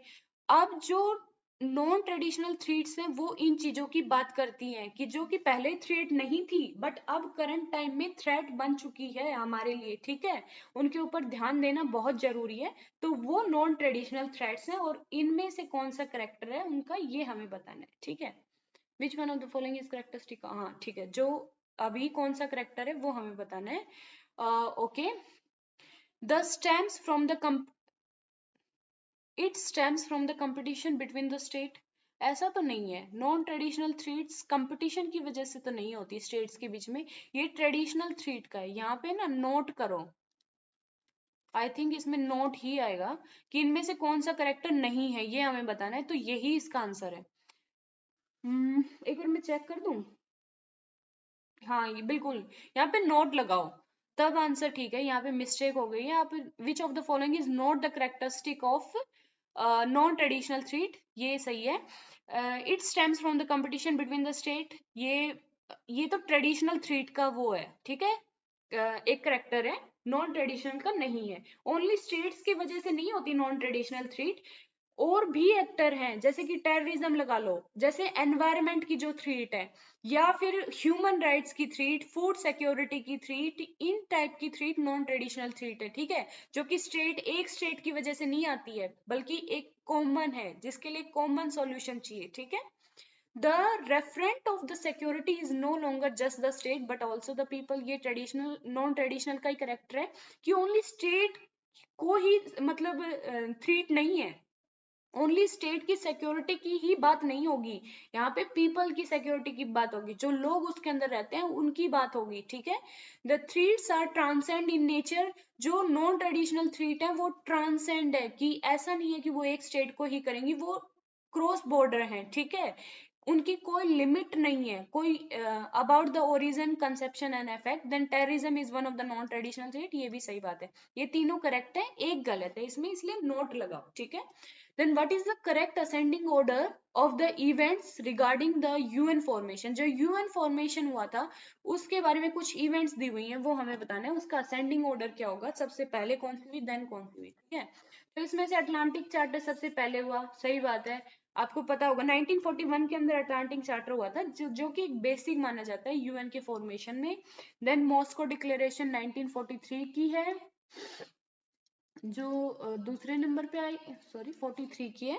एंड देन डम्बार्टन ओक कॉन्फ्रेंस जो हुई थी वो 1944 के अंदर हुई थी, एंड याल्टा कॉन्फ्रेंस जो सबसे बाद में हुई थी दैट इज 1945 के अंदर हुई थी, ठीक है। देन आप ऑप्शन कौन सा बन गया हमारा, मेरे तो ये भी याद नहीं रहता, बी सी डी एंड ए, ठीक है। ऑप्शन आप देख लिया करो, अगर मेरे से गलती से कोई अलग भी टिक हो गया ना तो देख लिया करो उसे। देन असर्शन रीजनिंग का क्वेश्चन है, असर्शन और रीजन का क्वेश्चन है। अकॉर्डिंग टू मैरी कार्डर a category of new Wars आप ये लगाओ, देखो ट्रेडिशनल वॉर्स तो जो कंट्रीज के बीच में वॉर होते थे, ठीक है, न्यू वॉर्स वो वॉर्स हैं जो कंट्री के अंदर ही हो रहे हैं, और किस वजह से हो रहे हैं, या तो गवर्नमेंट फेल हो रही है, भुखमरी आ रही है, पॉवर्टी हो रही है, अनएम्प्लॉयमेंट हो रही है।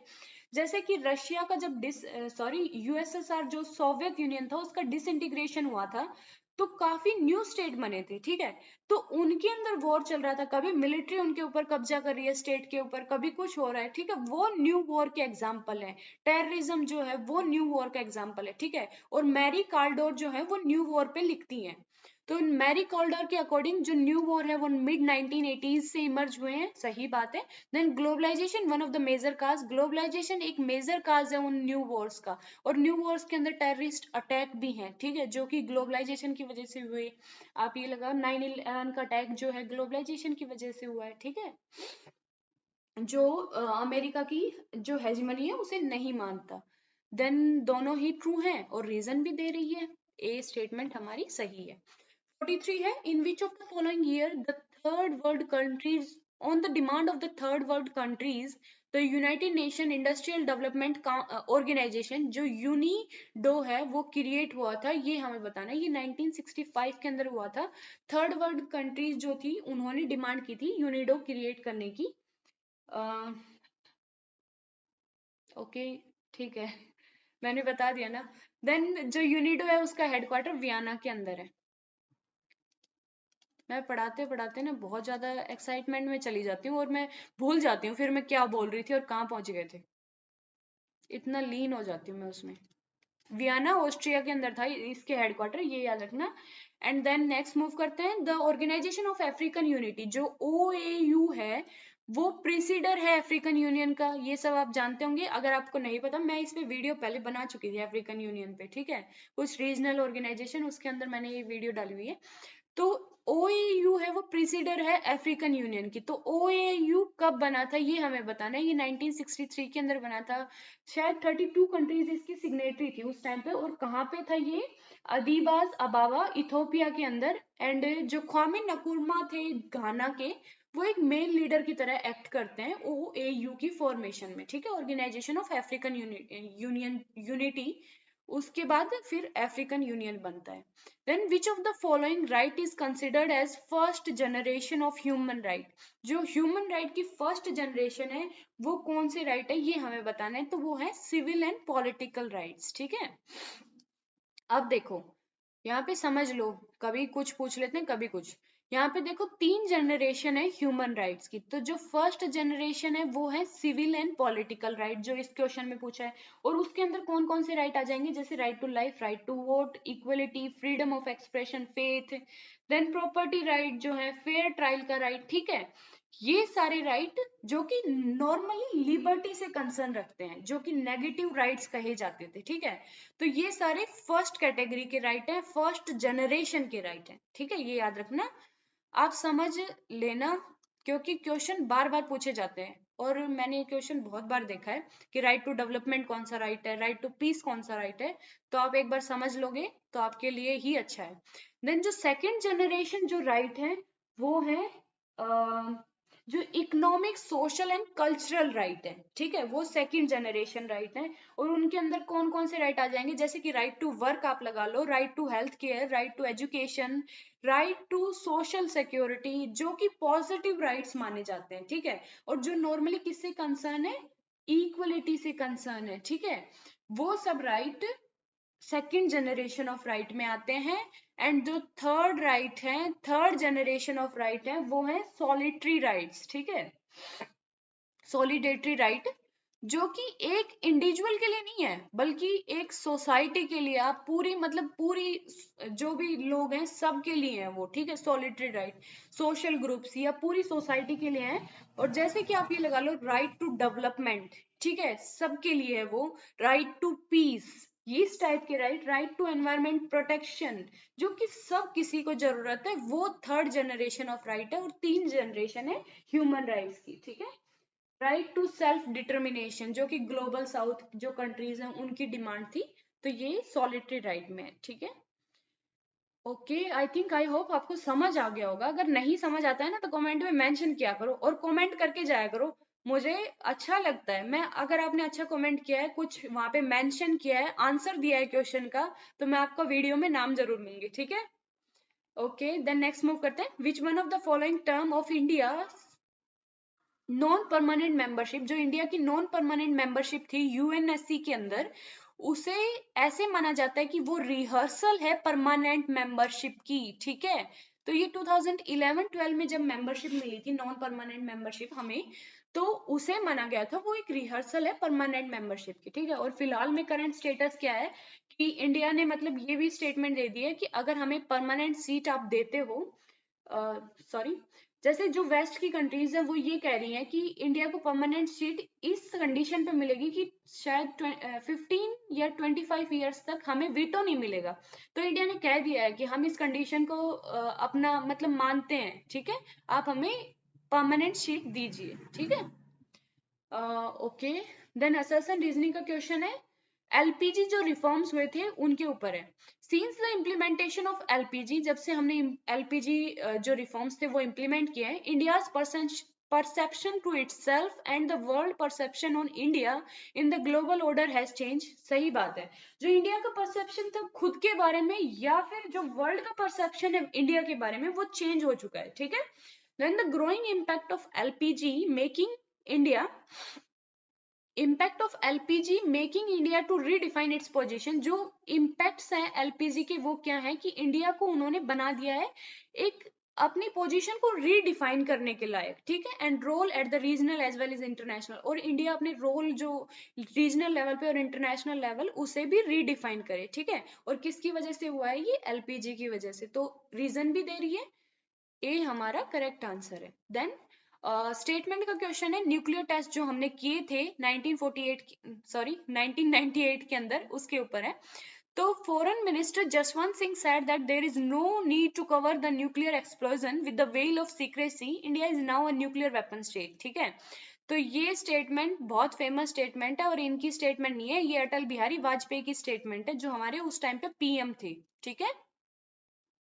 कि इंडिया ने अब न्यूक्लियर टेस्ट कर लिया है, ठीक है। और अब हमें उन्हें छुपाने की जरूरत नहीं है एक सीक्रेसी के पीछे। इंडिया एक न्यूक्लियर वेपन स्टेट है, हमने खुल के आगे वर्ल्ड के आगे बोला था, ठीक है। और ये अटल बिहारी वाजपेयी की स्टेटमेंट है और उसके बाद उन्होंने फिर पार्लियामेंट के अंदर भी स्पीच दी थी। Then in 1999, the Indian government has constituted a task force to recommend the establishment of NSC, जो नेशनल सिक्योरिटी काउंसिल है उसका एस्टेब्लिशमेंट टास्क फोर्स ने, ऐसा नहीं है एनएससी, बल्कि 1998 के अंदर इस्टेब्लिश हो चुकी थी हमारी, ठीक है। तो एक टास्क फोर्स बाद में बनाना, ये तो स्टेटमेंट बिल्कुल ही बोगस और गलत लग रही है ना, मतलब उससे पहले ही बन चुकी थी टास्क फोर्स। तो फर्स्ट स्टेटमेंट हमारी करेक्ट है एंड सेकंड इनकरेक्ट है। ये कहाँ पे है हमारा, डी ऑप्शन है, ठीक है। देन कुछ साख सबमिट दी हुई हैं, उनके प्लेस दिए हुए हैं, हमें बताना है कि सही कौन सा है, गलत सॉरी मैच करना है, ठीक है, सही गलत नहीं है। 15 साख सबमिट कहाँ हुई थी ये हमें बताओ, ये कोलंबो के अंदर हुई थी। एंड देन 9 साख सबमिट कहाँ हुई थी, माला जो माले है उसके अंदर हुई थी। एंड 8th साख सबमिट ये तो न्यू दिल्ली के अंदर हुई थी। इंडिया की तो कम से कम याद रखो यार, ठीक है, वहां पे बेइज्जती मत करवाना। इंडिया की अगर आपको पता होती है ना तो वहां से क्वेश्चन भी सॉल्व हो जाता है शायद। 8th सी का 4 देखो आप कहीं पे, ओके, यहाँ पे 50-50 कर पाओगे अगर आपको सी का 4th पता है, ठीक है। तो जो 15th 18th भी बहुत रिसेंट थी, ए का 1 सॉरी डी का 1, ठीक है, ये सही है।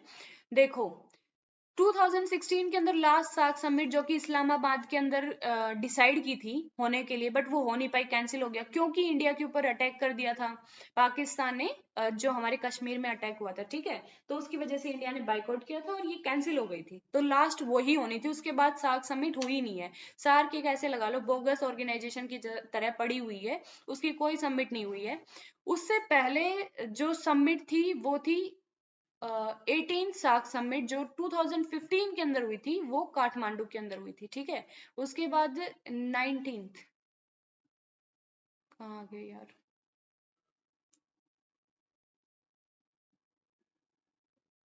ठीक है, सॉरी मैंने 16th बोल दी थी, मुझे ऐसा लगता है जो 2016 के अंदर जो समिट है वो 19th समिट होने वाली थी, पता नहीं गलत बोली थी या सही, आप देख लेना। देखो करेक्ट करो यहाँ पे, 2016 के अंदर 19 समिट होने वाली थी इस्लामाबाद के अंदर, इंडिया ने इसे मतलब बाइकआउट किया था, तो ये कैंसिल हो गई थी जो कि इस्लामाबाद के अंदर होने वाली थी क्योंकि हमारे ऊपर अटैक कर दिया था कश्मीर के ऊपर, ठीक है। उसके पहले 18 सबमिट हुई थी, वो काठमांडू में थी। 2016 के बाद एक भी सबमिट नहीं हुई है, तो लास्ट वाली याद रखो और इंडिया के अंदर जो हुई है कम से कम वो याद रखो, उसके थ्रू आप क्वेश्चन सोल्व कर सकते हो, सारी याद करने की जरूरत नहीं है। Then next, which one of the following is not correct, इनमें से सही नहीं है, नहीं देख लेना यहाँ पे। Then IPC was created in 1988, बिल्कुल सही है, by the world meteorological department WMO and UNEP, सही स्टेटमेंट है। Then IPC was established to provide the knowledge of climate issue through the production of its assessment report, ये भी सही है कि IPC नॉलेज देता है क्लाइमेट जो इशू है उनके ऊपर, एक असेसमेंट रिपोर्ट बनाता है उसके थ्रू, ठीक है।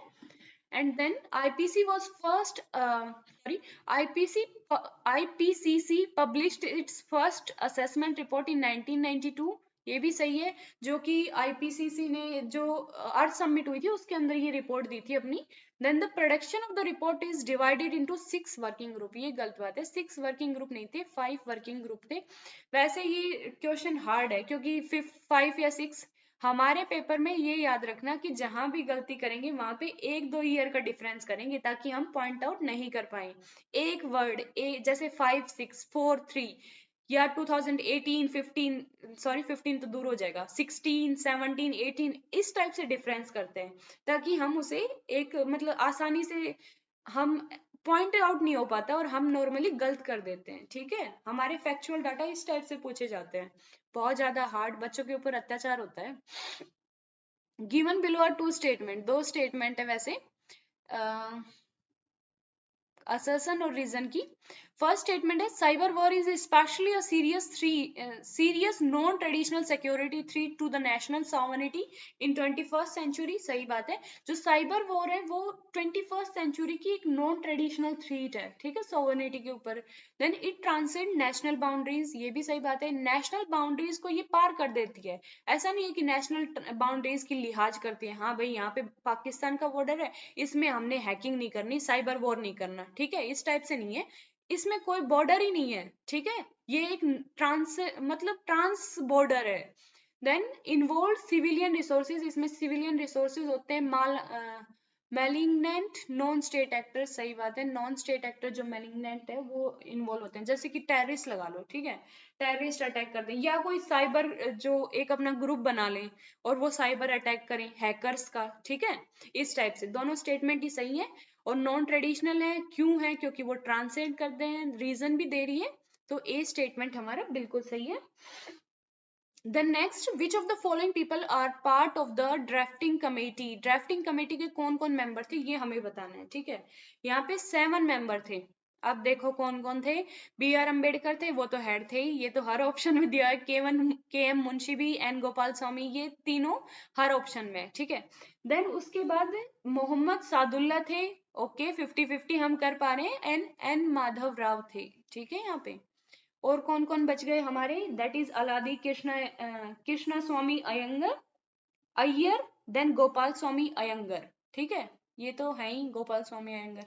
और कौन बच गए हमारे, देखो एन माधव राव थे, उन्हें रिप्लेस किसने किया था? BL मित्तर ने किया था. एंड TT कृष्णमाचारी थे, उन्होंने DP खेतान को वो किया था, रिप्लेस किया था. ठीक है, आई थिंक मैं सबका नाम ले चुकी हूँ, आप गिनती कर लेना. ठीक है, इसमें करेक्ट आंसर बी है, ये सारे इसके मेंबर थे ड्राफ्टिंग कमेटी के.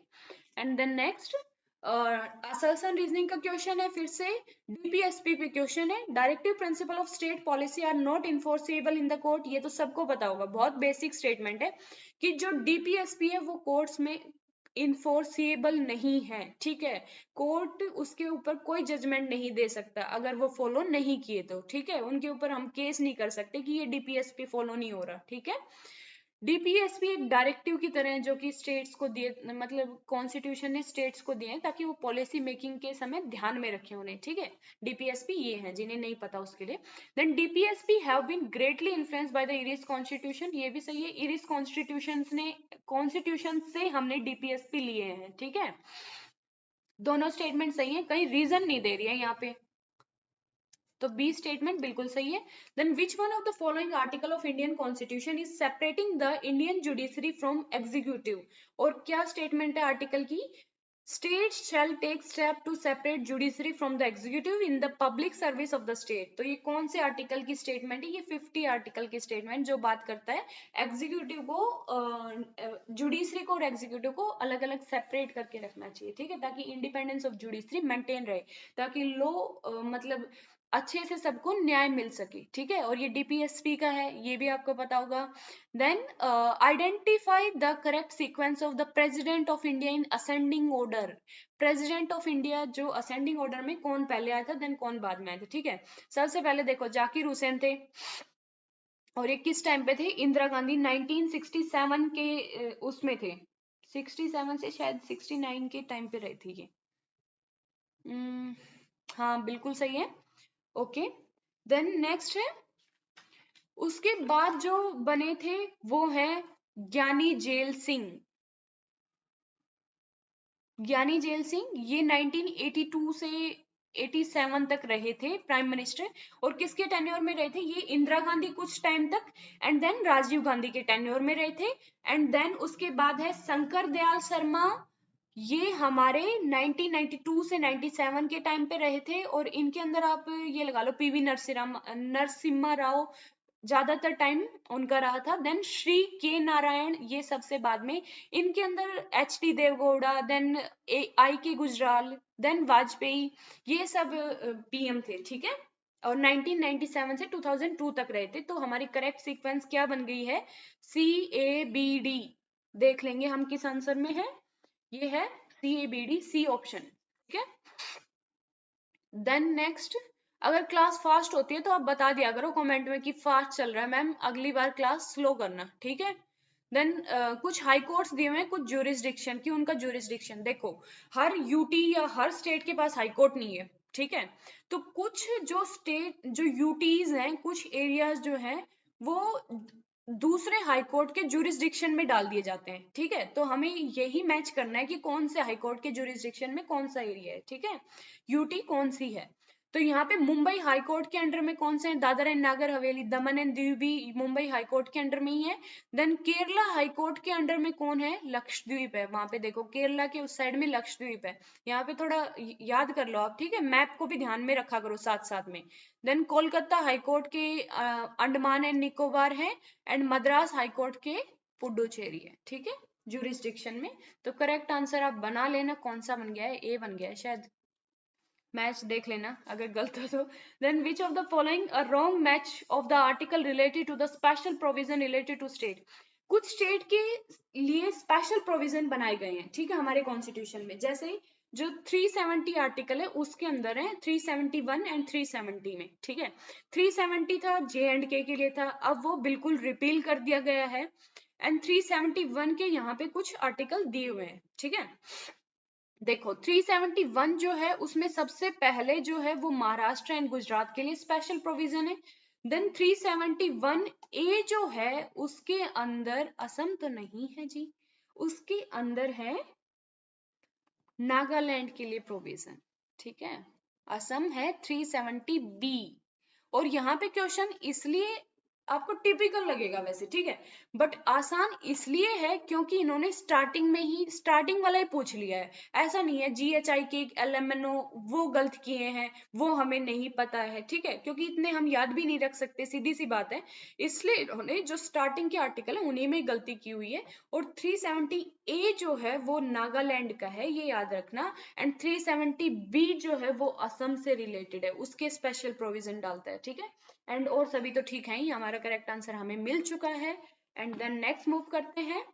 यहाँ पे स्टेटमेंट वाला क्वेश्चन है, दो स्टेटमेंट दी हुई है, देखो। Article 164 of the constitution says that the chief minister shall be appointed by the governor. Okay, सही बात है कि chief minister governor chief minister को अपॉइंट करता है, ठीक है। एंड आर्टिकल 164 कहता है ये बात। देन हाँ, कमेंट में ये बताना कि प्रेसिडेंट अपॉइंट करते हैं पीएम को, ये बात कौन से आर्टिकल में लिखी हुई है, ठीक है। देन नेक्स्ट स्टेटमेंट है the constitution require that a person must prove his majority in the legislative assembly before he और she appointed as chief minister, ठीक है। यहाँ पे देखो, धोखा मत खा जाना, स्टेटमेंट को अच्छे से पढ़ा करो। यहाँ पे बिफोर बिफोर की बात हमारे कॉन्स्टिट्यूशन में नहीं है। अगर कोई बिना सॉरी अगर कोई मेंबर भी नहीं है असेंबली का, वो भी सीएम बन सकता है इंडिया के अंदर, बट उसे अपनी मेंबरशिप लेनी पड़ती है फिर, और उसके बाद बहुमत साबित करना पड़ता है, ठीक है। तो पहले वो सीएम बन सकता है, उसके बाद ही अपना मेजोरिटी प्रूव करता है वो, ठीक है। जब अगर मतलब कहे अपोजिशन मेजोरिटी प्रूव कर, तो वो अपनी मेजोरिटी प्रूव करता है, ठीक है। तो यहाँ पे कोई भी अपॉइंट हो सकता है मेजोरिटी बिना प्रूव करने के भी, ठीक है। यहाँ पे बिफोर दिया हुआ है, स्टेटमेंट गलत है। यहाँ पे कॉन्स्टिट्यूशन रिक्वायर नहीं करता कि हाँ भाई पर्सन मेजोरिटी प्रूव करो तो ही आप सीएम बनोगे, ऐसा नहीं है हमारे इंडिया में। तो स्टेटमेंट 1 ही हमारी करेक्ट है। ओके, 2 इनकरेक्ट है। Then Balwant Rai Mehta committee was appointed by the GOI मतलब गवर्नमेंट ऑफ इंडिया। इन बलवंत राय मेहता कमेटी कब अपॉइंट हुई थी ये हमें बताना है। ये 1957 के अंदर हुई थी और किससे रिलेटेड है? ये लगाओ, देखो पंचायती राज इंस्टीट्यूशन पहले थे नहीं, 1992 के अंदर आए हैं, ठीक है। बट उस टाइम पे कम्युनिटी डेवलपमेंट प्रोग्राम चल रहा था, ठीक है, जो कि 1952 के अंदर चलाया गया था।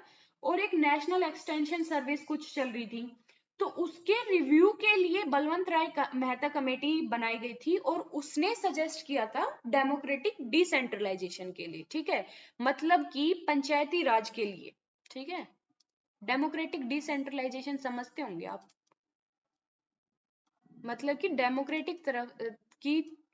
डेमोक्रेटिक तौर से डिसेंट्रलाइज करना है हमें पावर को, ठीक है, मतलब पंचायती राज को भी पावर देनी है, पंचायत जो है उन्हें भी पावर देनी है और एक कॉन्स्टिट्यूशनल पावर देनी है, ठीक है।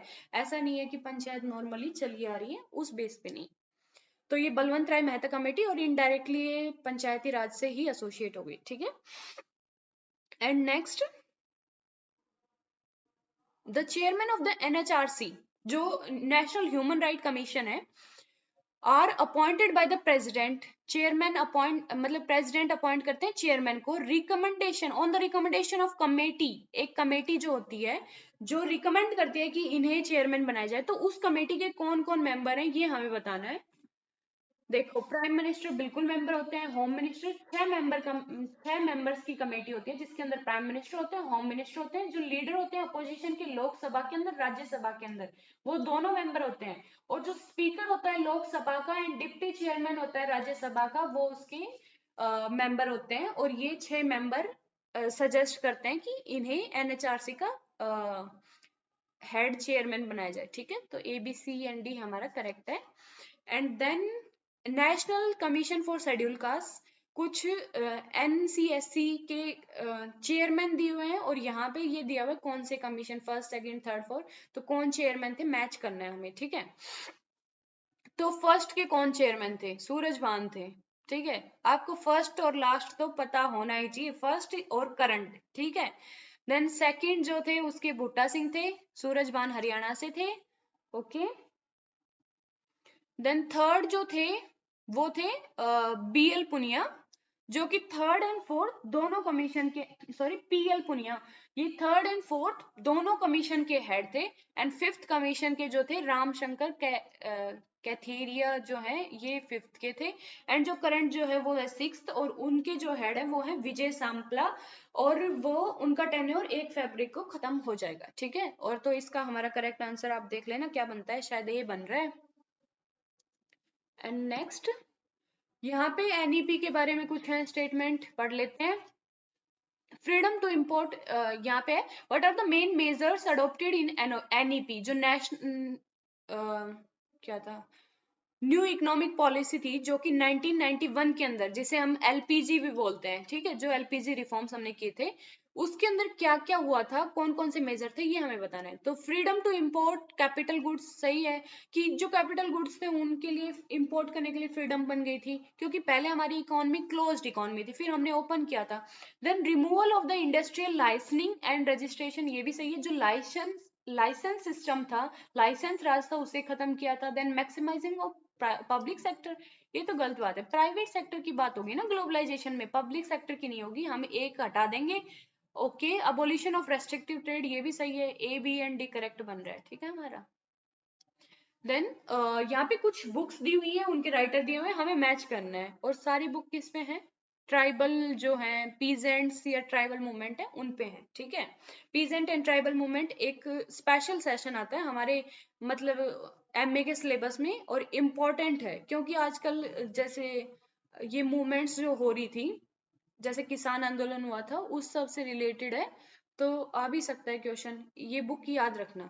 Elementary aspect of the peasant insurgency in the colonial India, famous book है, रंजीत गुहा की बुक है, ठीक है। Elementary aspect of the peasant insurgency in colonial India, तो ये मुझे पता था, इससे सोल्व हो रहा है कि नहीं, देखो आंसर सोल्व हो रहा है, ठीक है। Then tribal peasantry dynamics of development, ये किसकी है? ये घनश्याम साहा जो थे उनकी बुक है। And then economic differentiation and tribal identity, okay मैंने गलत कर दिया, ये जगन्नाथ पाथे की बुक है यार, सॉरी फॉर दैट, ये जगन्नाथ पाथे की बुक है। Then economic differentiation and tribal identity, ये घनश्याम साहा की बुक है। And society in tribal society, sorry tribal India, ये है बीबी सिन्हा की बुक है। एंड सी ऑप्शन हमारा बिल्कुल करेक्ट है। ये याद रखना बुकों के नाम, ठीक है, लिख लिया करो और पढ़ लिया करो। एक काम किया करो, जिसके याद नहीं होता ना वो लिख लिया करो पहले नोटबुक में, और उसके बाद उठते ही सुबह उन्हें रिवाइज किया करो। 4-5 दिन में जब रिवाइज करोगे ना लगातार, तो अपने आप पता लग जाएगा कि हाँ याद हो रहे हैं हमें, ठीक है, हमें याद हो चुके हैं। इस टाइप से क्या करो, जो जिनको याद नहीं आता उनका यही सॉल्यूशन है। Then which one of the following is international non governmental organisation, international NGO कौन सा है इनमें से, ये हमें बताना है। बहुत आसान क्वेश्चन है। एमनेस्टी इंटरनेशनल, जो कि 1961 के अंदर बना था, यूके के अंदर इसके हेडक्वार्टर है। देन और सारे तो वो हैं रीजनल ऑर्गेनाइजेशन है। Which one of the following political party adopted the Deendayal Upadhyay की जो इंटीग्रल ह्यूमनिज्म है एंड अंत्योदय की जो फिलोसफी थी, जो उनका थॉट था, वो किन्होंने अडोप्ट किया था? ये बीजेपी ने किया हुआ है। आसान क्वेश्चन है, बीजेपी रूलिंग में भी आ सकता है, इन पे क्वेश्चन आता ही है, ठीक है। देन बीजेपी, सॉरी, जो दीनदयाल उपाध्याय हैं, देन एक है बीडी जो सावरकर हैं, उनके ऊपर पढ़ के जाया करो भाई एग्जाम में, क्योंकि क्वेश्चन आना होता है। पिछली बार तो नहीं आया था, बट उससे पिछली बार डाल रखा था, देन 2019 के अंदर भी डाल रखा था, बार बार डालते हैं ये, ठीक है, क्योंकि गवर्नमेंट बीजेपी की है। देन हमारा नेक्स्ट क्वेश्चन है, देन बहुत बार हो जाता है, मुझे खुद ही लगने लगता है। ओके, असर्शन क्या है? रिक्स developed the concept of ecological based on his studies in India, Thailand and Philippines, बिल्कुल करेक्ट बात है कि रिक्स ने स्टडी की थी इकोलॉजिकल अप्रोच के लिए इंडिया के अंदर, थाईलैंड एंड फिलीपींस के अंदर, जो प्रिज्मेटिक मॉडल दिया था उसके ऊपर। Then he analysed the relationship between administration and environment factors from wide perspective, सही है, रिलेट भी कर रहा है थोड़ा बहुत। Then A and R correct है। Which of the following is not correct about Riggs prismatic model? जो Riggs का prismatic model है उसके बारे में कौन सी सही नहीं है, यहाँ नहीं देख लेना। Prismatic society is an intermediate society between the two extreme, सही है। दो, देखो कहाँ है, मैं यहाँ बना देती हूँ। प्रिज्म के रूप में उन्होंने प्रिज्मेटिक सोसाइटी दी थी, यहाँ पे फ्यूज सोसाइटी है, यहाँ पे अंदर प्रिज्मेटिक सोसाइटी है, यहाँ पे उन्होंने डिफ्रैक्टिव सोसाइटी बताई, ठीक है। तो यहाँ पे देखो दो एक्सट्रीम के बीच में प्रिज्मेटिक सोसाइटी है। बी स्टेटमेंट दी हुई है, prismatic society has 3 main component, 3 main characteristic बताए थे, ओवरलैपिंग फॉर्मलिज्म एंड हेटेरोजेनिटी, सही बात है। और ये क्वेश्चन में भी आता है कि ये कौन से कैरेक्टर हैं, किसके कैरेक्टर हैं, प्रिज्मेटिक के कौन से कैरेक्टर है, घुमा फिरा के उन्होंने रिग्स के मॉडल पे, प्रिज्मेटिक मॉडल पे ही पूछना होता है, ठीक है। तो रिग्स का मॉडल पढ़ लो।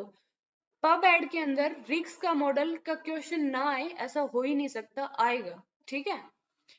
उसके बाद थर्ड स्टेटमेंट है, prismatic society is characterized by economic social administrative sub system, Riggs called it as chamber, है ये तो गलत बात है। देखो जो सब सिस्टम है प्रिज्मेटिक सोसाइटी का, उन्होंने उन्हें साला बोला है, ठीक है, जो कि साला बाजार कैंटीन मॉडल है ना एक, इसी के अंदर प्रिज्मेटिक सोसाइटी का ही मॉडल है वो, कि उन्होंने इकोनॉमी को तो कैंटीन मॉडल बोला है, वहां का एडमिनिस्ट्रेटिव जो सब सिस्टम है उन्हें उन्होंने साला बोला है, ठीक है। आपको याद भी हो जाएगा, इंटरेस्टिंग वर्ड है, काफी बार यूज करते होंगे आप, ठीक है। And then in diffractive society the counterpart of chamber is bureau and office, सही है। जो चैम्बर जो है, चैम्बर किसके लिए यूज किया है पहले ये बताओ? फ्यूज के लिए यूज किया है, ठीक है। और जो डिफ्रेक्टेड है उसके लिए साला किया है, ब्यूरो एंड ऑफिस किसके लिए किया है, जो क्या बोल गई मैं, सॉरी। देखो चैम्बर जो है वो फ्यूज्ड के लिए यूज किया है, साला जो है वो प्रिज्मेटिक सोसाइटी के लिए यूज किया है, एंड ब्यूरो और ऑफिस किसके लिए किया है, डिफ्रेक्टेड सोसाइटी के लिए, ठीक है। यहाँ पे है चैम्बर, जो यहाँ के एडमिनिस्ट्रेटिव ऑफिस है, सब ऑफिस है, उन्हें चैम्बर बोला है, यहाँ के उन्होंने साला बोले हैं, एंड यहाँ के उन्होंने ब्यूरो या फिर ऑफिस बोला है, ठीक है। Then, according to the Taylor, which of the following functional foremanship are responsible for planning? Planning के लिए कौन कौन से functional foreman responsible है, ये हमें बताना है. रूट क्लर्क बिल्कुल रिस्पॉन्सिबल है, एंड शॉप डिसिप्लिनर. मैंने पिछला जो 100 क्वेश्चन करवाए हैं उसमें मैंने इनके बारे में अच्छे से बताया कि कौन क्या काम करता है. रिपेयर बॉस का काम होता है कि जो भी टूट फूट हो रही है उसको रिपेयर करना, उसको सुपरवाइज करना. ठीक है. इंस्पेक्टर का काम होता है कि जो भी स्टैंडर्ड होते हैं उनके साथ में जो प्रोडक्ट बन रहे हैं उन्हें मैच करना. ठीक है. इंस्पेक्ट करना उसके अंदर. देन शॉप डिसिप्लिनर, उसका काम होता है कि डिसिप्लिन को देखे और प्लानिंग करे. ठीक है. तो शॉप डिसिप्लिनर एंड रूट क्लर्क का काम है प्लानिंग. यहाँ पे देखो ओनली एक ही ऑप्शन होता तो हम शॉप डिसिप्लिनर करते. यहाँ पे रूट क्लर्क बी ओनली अकेला नहीं है, तो ए एंड बी हमारा करेक्ट आंसर है. ठीक है. सी एंड डी हो ही नहीं सकता, ये हम पहले एक्सक्लूड कर चुके हैं. Then who among the following develop a simple game theoretical rational choice model? किसने दिया है? ये गैरी कॉक्स का मॉडल है. ठीक है. ये याद रखना. यहाँ पे देखो मैं क्लिक नहीं कर पा रही हूँ यार, क्योंकि मेरी स्लाइड चेंज हो जाएगी, इसलिए मैं यहाँ क्लिक नहीं करूंगी. गैरी कॉक्स है इसका आंसर, ये याद रखना. एंड देन नेक्स्ट मूव करते हैं हम. कहाँ पहुंच गए यार, काफी फास्ट हो रहा है अब, है ना. Which of the following period can be seen as a shift from normative approach to the empirical approach to the development administration? जो development administration था उसके अंदर normative approach से empirical approach के बीच में जो shift हुई थी वो कौन से decades में हुई है, ये हमें बताना है. तो ये 1960s के अंदर हुई थी. हाँ ठीक है, 1960s के अंदर. देन नेक्स्ट क्वेश्चन है, who among the following author the principles of scientific management? ये बुक फेमस बुक है, और नहीं आती वो बिल्कुल ही ये समझ लो फिर क्या ही पेपर दोगे तुम. FW टेलर की बुक है ये. ठीक है. 1909 के अंदर उन्होंने लिखी थी, और साइंटिफिक थ्योरी मतलब अपनी बुक में देते हैं. Who among the following, 72 number है, who among the following human relation theorist identify identify और फाउंड 5 फैक्टर्स? इनमें से कौन ह्यूमन रिलेशन थियरिस्ट हैं जो 5 फैक्टर बताते हैं जॉब सेटिस्फेक्शन के? ठीक है. और कौन से वो 5 फैक्टर हैं? That is achievement, recognition, the work itself, responsibility and advancement. ये 5 फैक्टर किसने बताए हैं? ये हर्ट्जबर्ग ने बताए हैं. ठीक है. और इम्पोर्टेंट है, बार बार पूछा जा रहा था. अब की बार लास्ट जो पेपर हुआ था उसमें भी ये क्वेश्चन आया हुआ है कि हर्ट्जबर्ग ने कौन से बताए हुए हैं 5 फैक्टर. ठीक है. हर्ट्जबर्ग के ऊपर क्वेश्चन आया हुआ था. एंड नेक्स्ट क्वेश्चन है हमारा 73 number. According to Millett, which of the following are the element and principle of effective communication? effective communication का कौन सा एलिमेंट या प्रिंसिपल नहीं है, ये कौन सा प्रिंसिपल है जो मिलेट ने बताया है, ये हमें बताना है. अकाउंटेबिलिटी भी बताया है, फ्लेक्सिबिलिटी भी, यूनिफॉर्मिटी, एडिक्वेसी, उन्होंने सारे ही बताए हैं. ऑल है इसका आंसर. 74 नंबर है, who among the following wrote management is doing things right and leadership is doing right things? देखो कितनी बड़ी बात कर दी है, ये बात की है पीटर डरकर ने. ठीक है.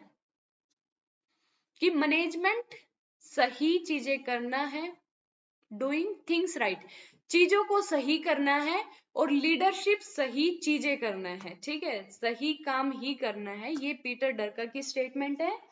एंड 75 नंबर है, who among the following said that civil society that it is something that the state can more easily destroy than establish? इनमें से किन की स्टेटमेंट है कि सिविल सोसाइटी है उसे स्टेट बहुत जल्दी डिस्ट्रॉय कर देता है इस्टेब्लिश करने से? तो ये स्टेटमेंट होब्स की है. कहाँ है होब्स? ओके. नेक्स्ट मूव करें. लेवियाथन के अंदर उन्होंने ये स्टेटमेंट दी थी. यहाँ पे मैच करना है, सिविल सोसाइटी के बारे में स्टेटमेंट है. सिविल सोसाइटी पे भी क्वेश्चन आता है हर बार, क्योंकि ये करंट का ट्रेंड है सिविल सोसाइटी का. तो ये सिविल सोसाइटी होता है कि एक स्मॉल ग्रुप जो कि लोग आपस में ही बना लेते हैं, और जो छोटी छोटी प्रॉब्लम्स होती हैं वहां की वो खुद आपस में सॉल्व कर लेते हैं. उसके लिए स्टेट का इंटरवेंशन जरूरी नहीं है. ठीक है. सिविल सोसाइटी वो सोसाइटी है. ठीक है. तो यहाँ पे कुछ फिलोसफर्स की मतलब उन्होंने क्या कहा था. सॉरी, ये फिलोसफर यहाँ कैसे आ गया? यहाँ पे देखो लिस्ट 2 में फिलोसफर है, ये फिलोसफर यहाँ का वर्ड है, ये देख लेना. ठीक है. उठ के पता नहीं क्यों आ गया यहाँ पे। तो ये इस साइड में स्टेटमेंट दी हुई है सिविल सोसाइटी के बारे में, यहाँ पे कुछ फिलोसफर है, किसने कौन सी बोली है ये हमें बताना है, ठीक है। Civil society as a domain above the family but below the state, ये स्टेटमेंट किसकी है ये हमें बताना है। तो ये स्टेटमेंट है, कहाँ गए हम, हीगल की स्टेटमेंट है यार ये, कहाँ पे है हीगल, ओके। सिविल मतलब हीगल ने ये बोला है कि सिविल सोसाइटी फैमिली से तो ऊपर होती है बट स्टेट से नीचे होती है, ठीक है। Then civil society represented the state itself, ये स्टेटमेंट दी है मार्क्स ने। मार्क्स ने सिविल सोसाइटी को क्रिटिसाइज किया है, ठीक है। उन्होंने सिविल सोसाइटी को कहा है कि सिविल सोसाइटी स्टेट ही है, और स्टेट को कभी मार्क्स ने सपोर्ट किया ही नहीं। वो कहते हैं कि स्टेट किसका है, डोमिनेंट क्लास जो है, जो कैपिटलिस्ट क्लास है उनकी है, और स्टेट को वो यूज करते हैं वर्कर्स के एक्सप्लॉयटेशन के लिए, ठीक है। उन्होंने मीन्स बताया है स्टेट को एक एक्सप्लॉयटेशन जो वर्कर का करते हैं उसके लिए एक मीन्स है कैपिटलिस्ट क्लास का, ठीक है। तो सिविल सोसाइटी को कभी मार्क्स ने सपोर्ट नहीं किया है। Then civil society is direct expansion of hegemony, जहां पे हेजीमनी की बात आ जाए और सिविल सोसाइटी, ये बात किसने की है, एंटोनियो ग्रामेसी की बात है। एंड नेक्स्ट स्टेटमेंट है, a web of autonomous association of independent state which binds, sorry क्या बोल गई मैं, a web of autonomous association independent of the state, कि वो स्टेट से इंडिपेंडेंट होती है, विच बाइंड द सिटीजन, जो सिटीजन को बाइंड करके रखती है, कोई भी मैटर होता है कॉमन कंसर्न का उसे सॉल्व करती है, एंड देयर एग्जिस्टेंस और action could have an effect on public policy, और जो पब्लिक पॉलिसी है उसके ऊपर इफेक्ट हो सकता है उनके एक्शंस का और उनकी एग्जिस्टेंस का, ठीक है। तो ये चार्ल्स टेलर की फेमस स्टेटमेंट है, सारी बहुत फेमस स्टेटमेंट है, याद कर लो। ओनली इंडिविजुअल क्वेश्चन में भी आ सकता है कि किसने बोला है, मैच द कॉलम में भी आ सकता है, या राइटर देख के उसकी स्टेटमेंट पूछ ली जा सकती है, याद कर लो। हर स्टेटमेंट मैंने मतलब इतने ज्यादा क्वेश्चन देखे हैं इन्हीं इन्हीं चार स्टेटमेंट से, ठीक है। तो हमारा करेक्ट आंसर क्या ही बन गया यार, देख लो, डी आंसर शायद है, ठीक है। A2, okay, okay. Which of the following is incorrect about no confidence motion in Parliament of India? जो नॉन कॉन्फिडेंस मोशन आता है, जो कि जो काउंसिल ऑफ मिनिस्टर होती है उसके खिलाफ में पार्लियामेंट में पास होता है, तो उसके बारे में कुछ स्टेटमेंट दी हुई है, उसके बारे में इनकरेक्ट बताना है हमें, कौन सा गलत है, ठीक है। तो rule 198 of the rule of procedure and conduct of business in the Lok Sabha let down the procedure for moving the motion of non confidence, सही बात है। जो नॉन कॉन्फिडेंस का मोशन का जो प्रोविजन है वो 198 जो रूल नंबर है उसके अंदर दिया हुआ है, जो लोकसभा का rule of procedure and conduct of business जो बुक है उनकी, उसके अंदर दिया हुआ है, ठीक है। Then it should state the reason for its adoption in Lok Sabha, ये गलत बात है। नॉन कॉन्फिडेंस के लिए रीजन नहीं बताना पड़ता है लोकसभा के अंदर, ठीक है। तो बी हमारा नॉट इनकरेक्ट ही बताना था, तो ये मिल गया हमें। It can be moved against the entire council of minister only, सही बात है। ओनली जो काउंसिल ऑफ मिनिस्टर होती है उसके खिलाफ में मूव करते हैं, और फिर उस अगर पास हो जाता है तो पूरी काउंसिल को ही रिजाइन करना पड़ता है, शायद ये अगला वही स्टेटमेंट है, पढ़ लेना। तो करेक्ट आंसर हमें मिल चुका है। एंड नेक्स्ट है, in which of the following year जो गवर्नमेंट ऑफ इंडिया है वो उसने फ्रीडम ऑफ इंफॉर्मेशन एक्ट कब इनेक्ट किया था, ये 2002 के अंदर किया था। ये जो राइट टू इंफॉर्मेशन जो कि 2005 के अंदर आया उसका एक प्रीसीडर लगा लो, ठीक है।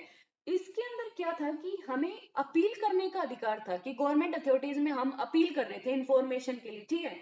इसने ये नहीं माना था कि हमें इन्फोर्स जो राइट टू नो है कि हमें जानने का अधिकार है, उसे माना नहीं था इस एक्ट ने।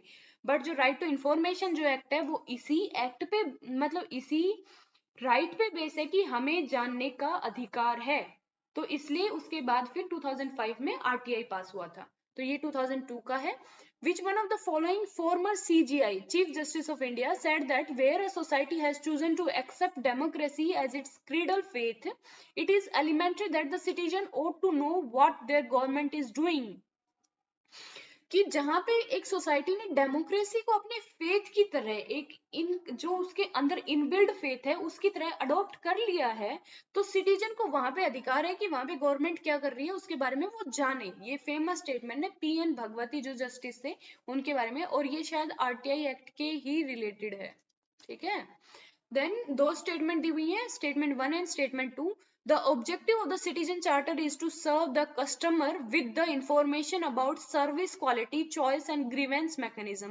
सही है।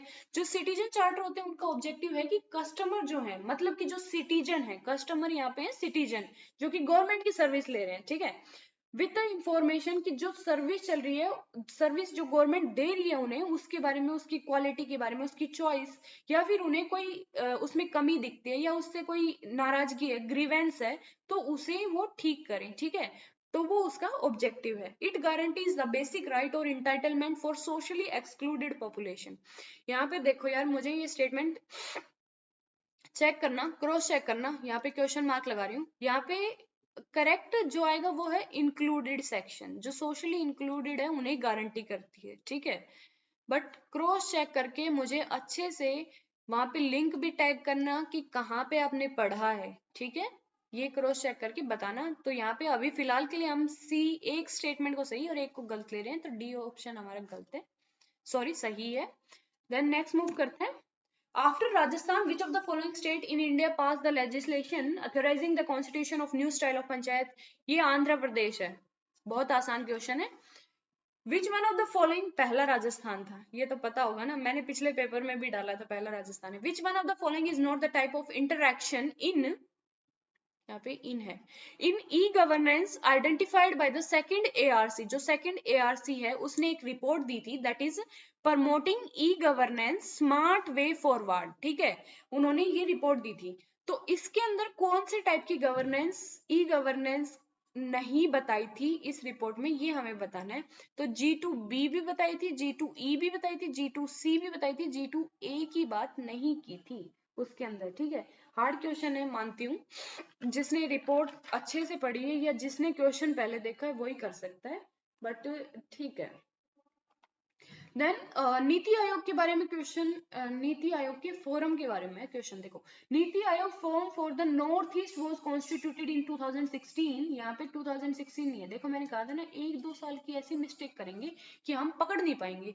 तो नॉर्थ ईस्ट के लिए जो फॉर्म बना था वो 2018 के अंदर बना था, और किसके लिए बना था कि एक्सक्लरेट कर सके, इंक्लूसिव डेवलपमेंट, सस्टेनेबल ग्रोथ कर सके नॉर्थ ईस्ट रीजन में, ठीक है, उसके लिए। Then the North Eastern Council NEC work as a secretariat for NITI Aayog forum for the North East, सही बात है, ये दोनों, सॉरी एक स्टेटमेंट सही है हमारी, एक गलत है, तो सेकंड गलत सही है, फर्स्ट गलत है, ये देख लेते हैं कहाँ पे है।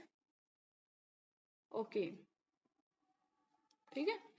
Who among the following said that public policy is whatever government chooses to do or not to do? Public policy को काफी राइटर्स ने डिफाइन किया है, ठीक है, तो ये किसने डिफाइन किया है कि पब्लिक पॉलिसी है वो है गवर्नमेंट जो करना चाहती है और जो नहीं करना चाहती, ठीक है, तो ये थॉमस आर डाई की स्टेटमेंट है। क्वेश्चन मैं बहुत बार देख चुकी हूँ, ये रिपीटेड क्वेश्चन है, ठीक है, ध्यान से देख लो, याद कर लो, स्टेटमेंट लिख लो, नोट कर लो। Then list 1 and list 2 match आ गया फिर से हमारे पास, ऑथर्स कुछ बुक्स दी हुई है, ठीक है, और सारी बुक इंपॉर्टेंट है। यहाँ पे देखो, ईशा बर्लिन की कौन सी बुक है, ईशा बर्लिन की बुक है, सारी मैं पढ़ लेता हूँ, that is two concept of liberty. Okay, हाँ बिल्कुल, ईशा बर्लिन की जो बुक है वो है टू कॉन्सेप्ट ऑफ लिबर्टी, हैव FA हेयर की कॉन्स्टिट्यूशन ऑफ लिबर्टी, सारी फेमस बुक है। देन मिल्टन फ्रीडमैन की बुक जो है वो है कैपिटलिज्म एंड फ्रीडम है, एंड DD राफेल की है प्रॉब्लम ऑफ फिलोसफी। मैच देख लेना कौन सा बन गया हमारा, A4। ओके, ए से भी, एक से भी हमें पता लग रहा था, टू कॉन्सेप्ट ऑफ लिबर्टी जिसको पता है वो कर सकता है यहाँ पे। असर्शन रीजनिंग का क्वेश्चन है, असर्शन रीजन का क्वेश्चन है, यहाँ पे मैं बार बार रीजनिंग बोल देती हूँ, करेक्ट कर लेना, यहाँ पे रीजनिंग रीजन, ठीक है। Equal opportunities means the removal of all barrier preventing personal self development. Equal opportunity का मतलब है कि सभी बैरियर को हटा दें और जो सेल्फ डेवलपमेंट है उसे उसमें जो बैरियर्स आ रहे हैं उन्हें हटा दें, ठीक है। Then it means that the career should be open to talent and promotion and should be based on the skill. दोनों स्टेटमेंट सही है, रिलेट कर रही है, रीजन दे रही है। Okay, who wrote the dilemmas of pluralistic democracy, famous book है, ठीक है, और यहाँ पे प्लूरलिज्म की बात आ गई, रॉबर्ट डहल, पॉलीआर्की की बात आ गई, रॉबर्ट डहल, ठीक है, उन्होंने बहुत बात की है इस पे, और हमारे पेपर में इन्हीं के बारे में यही आता है, पॉलीआर्की की कॉन्सेप्ट किसने दिया या प्लूरलिस्टिक डेमोक्रेसी का, ठीक है, तो ये इन्होंने दिया है। Then who said if we think of power as a naked sword authority may be envisaged as a sword in its scabbard, कि अगर हम पावर को ये मानते हैं कि वो एक नंगी तलवार है, तो अथॉरिटी कमान के अंदर तलवार है, ठीक है। तो फेमस स्टेटमेंट है, मैंने बहुत बार क्वेश्चन में भी देख लिया ये है रॉबर्ट एम मैक्लेवर की स्टेटमेंट।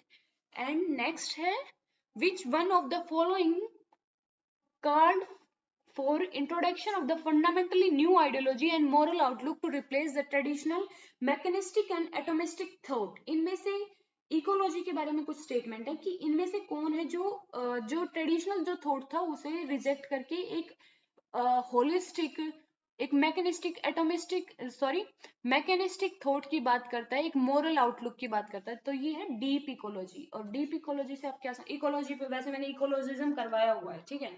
डीप इकोलॉजी क्या है ये हम समझ लेते हैं। देखो, सेलो इकोलॉजी वो होती है जो ये मानते हैं कि डेवलपमेंट भी साथ हो। इकोलॉजिज्म है एनवायरमेंट के बारे में, ठीक है, इतना समझ गए आप। अब इसके काफी स्ट्रीम है, पॉलिटिकल इकोलॉजी जो भी यहाँ लिखे, ठीक है। देखो, जो एक है शैलो इकोलॉजी, एक है डीप जो मेन है, बाद में इनके सब स्ट्रीम्स भी बनते गए। शैलो ये है जो इकोनॉमिस्ट ये मानते हैं या फिर जो भी स्कॉलर ये मानते हैं कि डेवलपमेंट भी जरूरी है और साथ में एनवायरमेंट भी जरूरी है, ठीक है। मतलब ये एक सस्टेनेबली दोनों को साथ साथ लेके लिबरल अप्रोच लेके चलते हैं, ठीक है। और एटोमिस्टिक टाइप की थिंकिंग है इनकी। डीप इकोलॉजी जो है वो ये मानती है कि एनवायरनमेंट पे ही ध्यान दो, उसे सेंटर में रख के।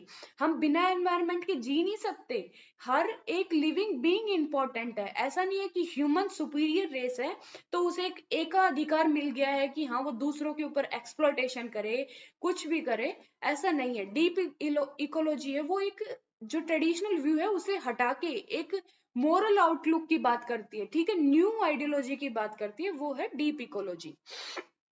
देन द नेक्स्ट क्वेश्चन आ गया है हमारा, the concept of Plato's theory of justice is. जो प्लेटो की थियोरी ऑफ जस्टिस है वो किस टाइप की वर्च्यू की बात करते हैं, प्राइवेट या पब्लिक, ठीक है। देखो, प्लेटो थियोरी ऑफ जस्टिस, और जो जस्टिस को हाईएस्ट वर्च्यू मानते हैं प्लेटो, ठीक है, वो कहते हैं कि जो वो है वो एक प्राइवेट वर्च्यू है, ठीक है। प्लेटो का जो जस्टिस है वो एक प्राइवेट वर्च्यू है, ठीक है। और रिपब्लिक के अंदर उन्होंने थियरी ऑफ जस्टिस दी है, ये आपको पता होगा। प्लेटो पे वैसे मैंने क्वेश्चन ज्यादा किए नहीं है ना, अगले उसमें ऐड करती हूँ मैं। Then who has been called the first great user of the critical method in the social sciences, करवा चुकी हूँ मैं, दोबारा रिपीट हो रहा है। देखो, कार्ल मार्क्स कि सबसे पहले क्रिटिकल थियरी को किसने यूज किया, कार्ल मार्क्स ने यूज किया मार्क्सिज्म के अंदर, मैंने पहले बताया। Then which of the following statement about Machiavelli is not incorrect. Not incorrect मतलब सही कौन सी है, सही नहीं है ये हमें बताना है, तो मतलब सही कौन सी है ये हमें बताना है। His method and approach to the policy issues were guided by the high thinking and without history, ऐसा तो नहीं है, हिस्ट्री की बात तो मैकियावेली करते हैं, ठीक है। Then he was unquestionably frank, bold and honest besides being impractical. Machiavelli impractical है, ये कैसी बात कर रहे हैं, गलत स्टेटमेंट है। Then Machiavelli political theories have not been developed in systematic way, ये भी गलत बात है, ऐसा थोड़ी ना है, मैकियावेली की एक सिस्टमेटिक वे है। They been primarily to remark the specific situation, कैसी स्टेटमेंट, बोगस स्टेटमेंट, सारी गलत है ये। Then Machiavelli was first who gave the idea of secularism, ये सही बात है, सेकुलरिज्म का आइडिया मैकियावेली ने दिया है, ठीक है। देन 93 पे आ गए हम वैसे। काफी खुशी हो रही है मुझे, काफी क्वेश्चन करवा दिए हैं। लिस्ट 1 है, ऑथर्स दिए हुए हैं, यहाँ पे कुछ नेम दिए हुए हैं रूसो के ऊपर जिन्होंने बुक लिखी हुई है, ठीक है, ये याद रखना। यहाँ पे जेसी मैकडोनाल्ड फेमस राइटर हैं जिन्होंने उनके ऊपर बुक लिखी थी, उसका नाम है Rousseau and the French revolution, ठीक है। इससे हो रहा है कि नहीं सोल्व, ये देखो पहले, A3 50-50 हो पा रहा है, ठीक है। उसके बाद ए कोबन जो है, उन्होंने बुक कौन सी लिखी है रूसो के ऊपर, ये है Rousseau and the modern state, okay. And Jane Shklar, इन्होंने लिखी है man and citizen, a study of the Rousseau social theory. And next बच गया जो हमारे पास फ्रेडरिक नेई हाउसर, ये है, इन्होंने लिखी है ये कहाँ पहुंचे हम, Rousseau and the modern state, ये इनकी बुक लिखी हुई है। तो करेक्ट आंसर हमारा क्या बन जाएगा, ए ऑप्शन हमारा शायद बन रहा है, A3, ओके सही बन रहा है। विच of the following is not correct about the ग्रामेसी, Antonio ग्रामेसी हैं, उनकी कौन सी बुक नहीं है ये हमें बताना है। मॉडर्न प्रिंस बिल्कुल लिखी है, द प्रिजन नोटबुक लिखी है उन्होंने, द प्रिजन डायरी ये तो गलत बात है, प्रिजन डायरी तो जयप्रकाश नारायण की बुक है, JP नारायण की बुक है, ठीक है, याद रखना। Okay, and then other writing भी उनकी राइटिंग है। उसके बाद 95 नंबर है, हैना ardent states that the strong traditional authority is absolutely necessary for the growth of blank and social behaviour. तो ये उन्होंने यहाँ पे कहा था मोरल एंड सोशल बिहेवियर के लिए जो ट्रेडिशनल स्ट्रॉन्ग अथॉरिटी है उसकी जरूरत है, ठीक है। Which one of the following is not included in the 7 element of the Kautilya? 7 element जो स्टेट के बताए थे उनमें से कौन सा नहीं है, स्वामी, अमात्य, मित्र, बिल्कुल है, संधि नहीं है भाई। उन्होंने 7 एलिमेंट कौन कौन से थे, स्वामी, अमित्य, जनपद, दुर्ग एंड कोश, दंड एंड मित्र, सारे याद कर लो भाई, क्योंकि पेपर में क्वेश्चन कौटिल्य पे रखा रहता है हमारे पेपर में। अग्न सुत्ता इज द ब्लैंक सुत्ता इन दीघा निकाय, बता चुकी हूँ, 27 सुत्ता, ठीक है। Then who was called by the British colonial master as the father of Indian unrest? ये तो रिपीट हो गया है, पहले क्वेश्चन आ चुका है इस पे, BG तिलक स्टार्टिंग में कराया था ना हमने। असर्शन रीजनिंग का क्वेश्चन है, परियार एंड हिज सपोर्टर, जो EV रामास्वामी परियार थे उनके बारे में बात हो रही है, and his supporter have campaigned on ongoing basis to influence and persuade the government to take step to eradicate social justice. सही बात है, उन्होंने उसी के लिए मूवमेंट की थी ताकि गवर्नमेंट जो सोशल इनजस्टिस हो रहा है उसे उसके लिए स्टेप ले, उसे इरेडिकेट करने की कोशिश करें, ठीक है। From the outset self respect movement जो कि उन्होंने चलाई थी was described as dedicated to the goal of giving non-Brahman a sense of pride based on their Dravidian past। ये सही है, जो सेल्फ रेस्पेक्ट मूवमेंट वो मांग करती है कि जो नॉन ब्राह्मण है उन्हें वो सेंस ऑफ प्राइड दी जाए जो कि द्रविडियन पास्ट में दी जाती थी, ठीक है। ब्राह्मण्स ने जाके वहां पे उनका नाश कर दिया बेचारों का, वहां पे भी वही जाति वाद वो वहां पे डाल दिया था, ठीक है। तो सेल्फ रेस्पेक्ट मूवमेंट उन्होंने उसके लिए चलाई थी, दोनों सही है। और क्या लगता है आपको, रिलेट कर रही है कि नहीं, रीजन दे रही है, नहीं दे रही यार, दोनों स्टेटमेंट आपस में वो है, इंडिपेंडेंट स्टेटमेंट है। तो उसके बाद लास्ट क्वेश्चन पे पहुंच गए हम, यहाँ पे मैंने 200 इसलिए लिखा है क्योंकि ये 200 नंबर है, यहाँ पे सबके आगे एक एक एक लगा लेना, 101, 102, 103, यहाँ पे लास्ट में मैंने 200 डाला है, ठीक है। तो हाउ मेनी सीट्स अंबेडकर वोन इन 1937 बॉम्बे प्रोवेंसी, जो डॉक्टर BR अम्बेडकर थे उन्होंने 1937 में जो इलेक्शन हुए थे उसमें कितनी सीट्स जीती थी, और उस टाइम पे वो किस पार्टी से लड़ रहे थे, इंडिपेंडेंट लेबर पार्टी, जो कि उन्होंने 1936 के अंदर बनाई थी, ठीक है। तो उसमें उन्हें 15 सीट्स मिली थी, कहाँ गया हमारा, 15 सीट मिली थी 1937 की इलेक्शन के अंदर। लास्ट क्वेश्चन था, आई होप आपको समझ आया होगा, अगर कुछ समझ नहीं आता है कमेंट में मेंशन करके जाया करो कि मैम ये समझ नहीं आई, ये क्वेश्चन की ये स्टेटमेंट समझ नहीं आई। और जो क्वेश्चन पूछे कमेंट जो करेगा आंसर, मैं उसके नाम अगली बार क्लास में लूंगी, ठीक है। और क्लास को पूरी देखना, आपके भले के लिए क्लास है ये, वैसे तो मैं लास्ट में बोल रही हूँ, जो छोड़ के चले गए उनका उन्हें नुकसान है, कोई नहीं, मैं आगे से पहले ही बोल दूंगी, ठीक है। आपका ही नुकसान है, पेपर पास आ रहा है, इसलिए आनाकानी मत करो, शॉर्ट्स देखना बंद कर दो, पढ़ाई पे ध्यान दो, ठीक है। अभी मैं क्लास को इसी नोट के साथ एंड करती हूँ कि आप पढ़ रहे होंगे, ध्यान से समझ आ रहा होगा। Thank you.